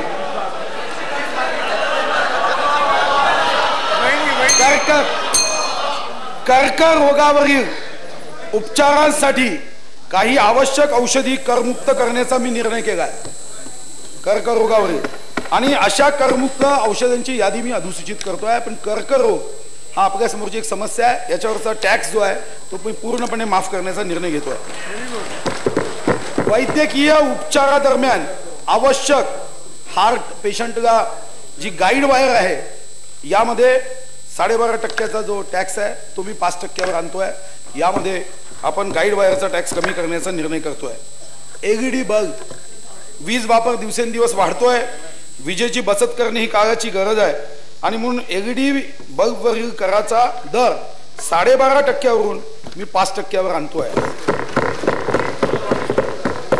काजूच्या टरफलापासून उत्पादित तेलावर 5% कर आहे, मात्र काजूच्या टरफलावर 12.5% कर लागू होतो आणि म्हणून काजूच्या टरफलावरील भरलेल्या कराची संपूर्ण वजावट उत्पादकास उपलब्ध असल्याने पुढे काजूच्या टरफलावर सुद्धा आता 5% कर आकारण्यात येईल. 12.5% होते. विक्री करण्यात येणाऱ्या वस्तूवर कर किती टक्का असेल याविषयी संदिग्धता अथवा अनिश्चितता असणे अर्थव्यवस्थेस पोषक नाही. ही संदिग्धता दूर करण्याचाही मी काही निर्णय करतोय. त्यामध्ये सध्या पुस्तके करमाफ आहे, पुस्तके, पण वह्यांवर कर आहे. आलेख वही, प्रयोगशाळा वही, आराखडा वहीवर 5% कर लागतो. वर्कबुक मध्ये वाचण्यासाठीचा मजकूर देखील असतो व लिहिण्यासाठी जागा देखील असते. वर्कबुक पुस्तक आहे की वही आहे यावर वाद सुरू आहे आणि म्हणून या संदर्भामध्ये मी निर्णय करतोय की ही कर निश्चितता असावी. याकरता 1 एप्रिल पासून प्रयोगशाळा वही, आलेख वही, चित्रकला वही, आराखडा वही याच्यावर जो 5% कर आहे तो मी करमुक्त करतोय आणि यासोबतच वर्कबुक सुद्धा मी करमुक्त करण्याचे घोषित करतोय. म्हणजे विद्यार्थ्यांना त्याचा थोडा फायदा होईल. व्हाईट बटर व देशी बटर हा वाद सुरू आहे की व्हाईट बटर आणि देशी बटर, आणि यामध्ये आपली सरकारी जी डेअरी आहे ती त्यामुळे अडचणीत आली. यामध्ये 1 एप्रिल 2010 पासून मूल्यावर्धित कर कायद्यात देशी लोणी 4% व 1 एप्रिल 2010 पासून 5% करास पात्र आहे. मात्र व्हाईट बटरवर कराचा दर हा 12.5% आहे. खरं तर व्हाईट बटर व देशी लोणी यामध्ये फरक नाही आणि म्हणून ही संदिग्धता दूर करण्याचा मी निर्णय केला असून आता व्हाईट बटर व देशी बटर यावर 12.5% आणि 5% हा विषय नसून आता 5%च कर लागू होईल आणि 1 एप्रिल 2010 पासून हा 5% कर लागू होईल असे मी स्पष्ट करतो. आपल्या महानंदा डेअरीचा प्रॉब्लेम आला. कागदावर सध्या 5% कर आकारला जातो. सध्याच्या परिशिष्ट ग मध्ये कागदा संदर्भातील नोंद 70 क कागद, वर्तमानपत्राचा कागद, पेपर बोर्ड, रद्दी कागद व 70 ख सर्व प्रकारची computer, paper stationery, carbon paper आणि अमोनिया पेपर अशी आहे. 70 क नोंदी अंतर्गत कागद या संज्ञेत कोणकोणत्या वस्तूचा समावेश होतो याबद्दल वाद होत आहेत. यात स्पष्टता आणण्यासाठी यापुढे कोणते कागद या नोंदीत असतील त्या अधिसूचित करण्यात येईल. पूर्वीच्या नोंदीच्या अनुषंगाने विभागाने वेगवेगळे दिलेल्या निर्देशाप्रमाणे कार्यवाही सुरू राहील. मसाल्यावरील कराचा दर, मसाल्यावर 5% कर आहे.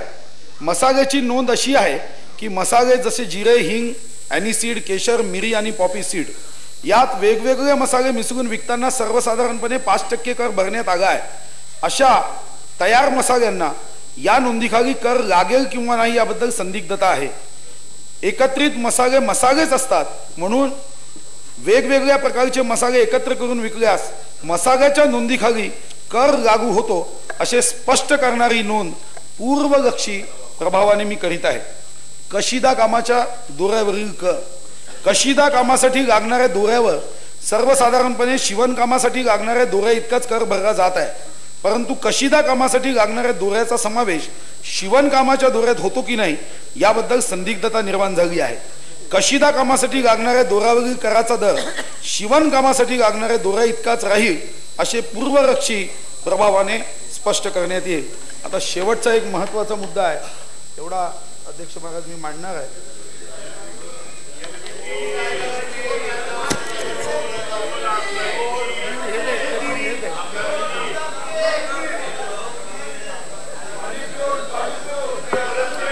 आता महत्वाचा हा निर्णय आहे.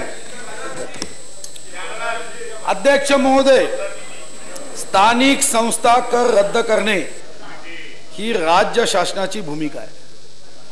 हा कर रद्द केल्यास मुंबई व्यतिरिक्त महानगरपालिकांना नुकसान भरपाई पोटी 6,875 कोटी इतकी रक्कम द्यावी लागणार आहे. ही नुकसान भरपाई मूल्यवर्धित कर कायद्याअंतर्गत कराचे दर वाढवून करण्याचे ठरविण्यात आले आहे. वाढीव मूल्यवर्धित कराचा दर ऐकून घ्या ना, संपूर्ण राज्यात लागू होईल. त्यामुळे सध्या स्थानिक संस्था कर लागू नसलेल्या क्षेत्रासही वाढीव कर संकलनाचा हिस्सा द्यावा लागेल. याचा विचार करून नुकसान भरपाई देण्यासाठी याचा विचार केला. नुकसान भरपाई देण्यासाठी किती कर वाढविणे आवश्यक आहे, रेव्हेन्यू न्यूट्रल रेट याबद्दल शिफारस करण्यात आली आहे. मुंबईतून क्रूड ऑइलवर लावण्यात येणाऱ्या जकातीपोटी मोठी रक्कम मुंबई महानगरपालिकेला प्राप्त होते. ही रक्कम स्टेट स्पेसिफिक ड्युटीच्या माध्यमातून तेल कंपन्या संपूर्ण राज्यातील जनतेकडून वसूल करतात. याबाबत सुद्धा विचार होणे गरजेचे आहे. वाढीव कर दरामुळे प्राप्त होणाऱ्या महसुलापैकी आवश्यक निधी महानगरपालिकांना अभिहस्तांकित केला जाईल व आवश्यकतेनुसार इतर क्षेत्रात द्यावयाच्या अनुदानासाठी मागणी केली जाईल. अध्यक्ष महाराज, याचा अतिशय सूक्ष्म अभ्यास करणे आवश्यक आहे. पण तरीही समाजाची जनभावना लक्षात घेऊन मूल्यवर्धित कराच्या वाढीव करदराबाबत व्यापक विचार विमर्श होणे आवश्यक असल्याने 1 ऑगस्ट 2015 पासून एलबीटी म्हणजे स्थानिक संस्था कर रद्द करण्याचं मी घोषित करतोय. 1 ऑगस्ट 2015 पासून आता राज्यामध्ये एलबीटी राहणार नाही. अध्यक्ष महाराज, माझ्या कर प्रस्तावाद्वारे सुमारे रुपये 643 कोटीचा अतिरिक्त महसूल प्राप्त होईल असा अंदाज आहे. सदर वाढ ही सन 2015-16च्या अर्थसंकल्पीय अंदाजात अंतर्भूत केली आहे. या प्रस्तावांना सन्माननीय सदस्यांचा पाठिंबा मिळेल असा माझा विश्वास आहे, हेही सांगतो. सैनिक आहे मी शिवछत्रपतीचा, या वाटेवर थकणार नाही. परंपराच आहे आमची, मोडेन पण वाकणार नाही. वर्तमान सुधारल्याशिवाय भविष्यकाळ बदलणार नाही. शिवशंभूचा वंश आहे, सत्तेच्या मोहात आम्ही पडणार नाही. ओठ गरीब जागा हो, विकासाचा धागा हो, हा विषमता मुक्तीचा पहिला अर्थसंकल्प मी तुमच्या समोर मांडतो. जशी नजर असेल तसा अर्थसंकल्प तुम्हाला दिसेल. धन्यवाद. जय भवानी, जय जिजाऊ, जय शिवराय, जय भीम.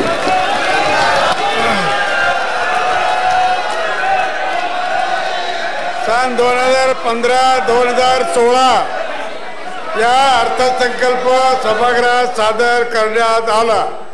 अर्थसंकल्प प्रकाशने सुटकेसह सन्माननीय सदस्यांना देण्याची व्यवस्था वित्त विभागातर्फे तळमजल्यावरील वितरण केंद्रावर करण्यात आली आहे. सन्माननीय सदस्यांनी वितरण केंद्रावरून सदर प्रकाशने घेऊन जावी. सभागृहाची बैठक आता स्थगित होत आहे. गुरुवार दिनांक 19 मार्च 2015 रोजी सकाळी 11 वाजता सभागृहाची बैठक भरेल.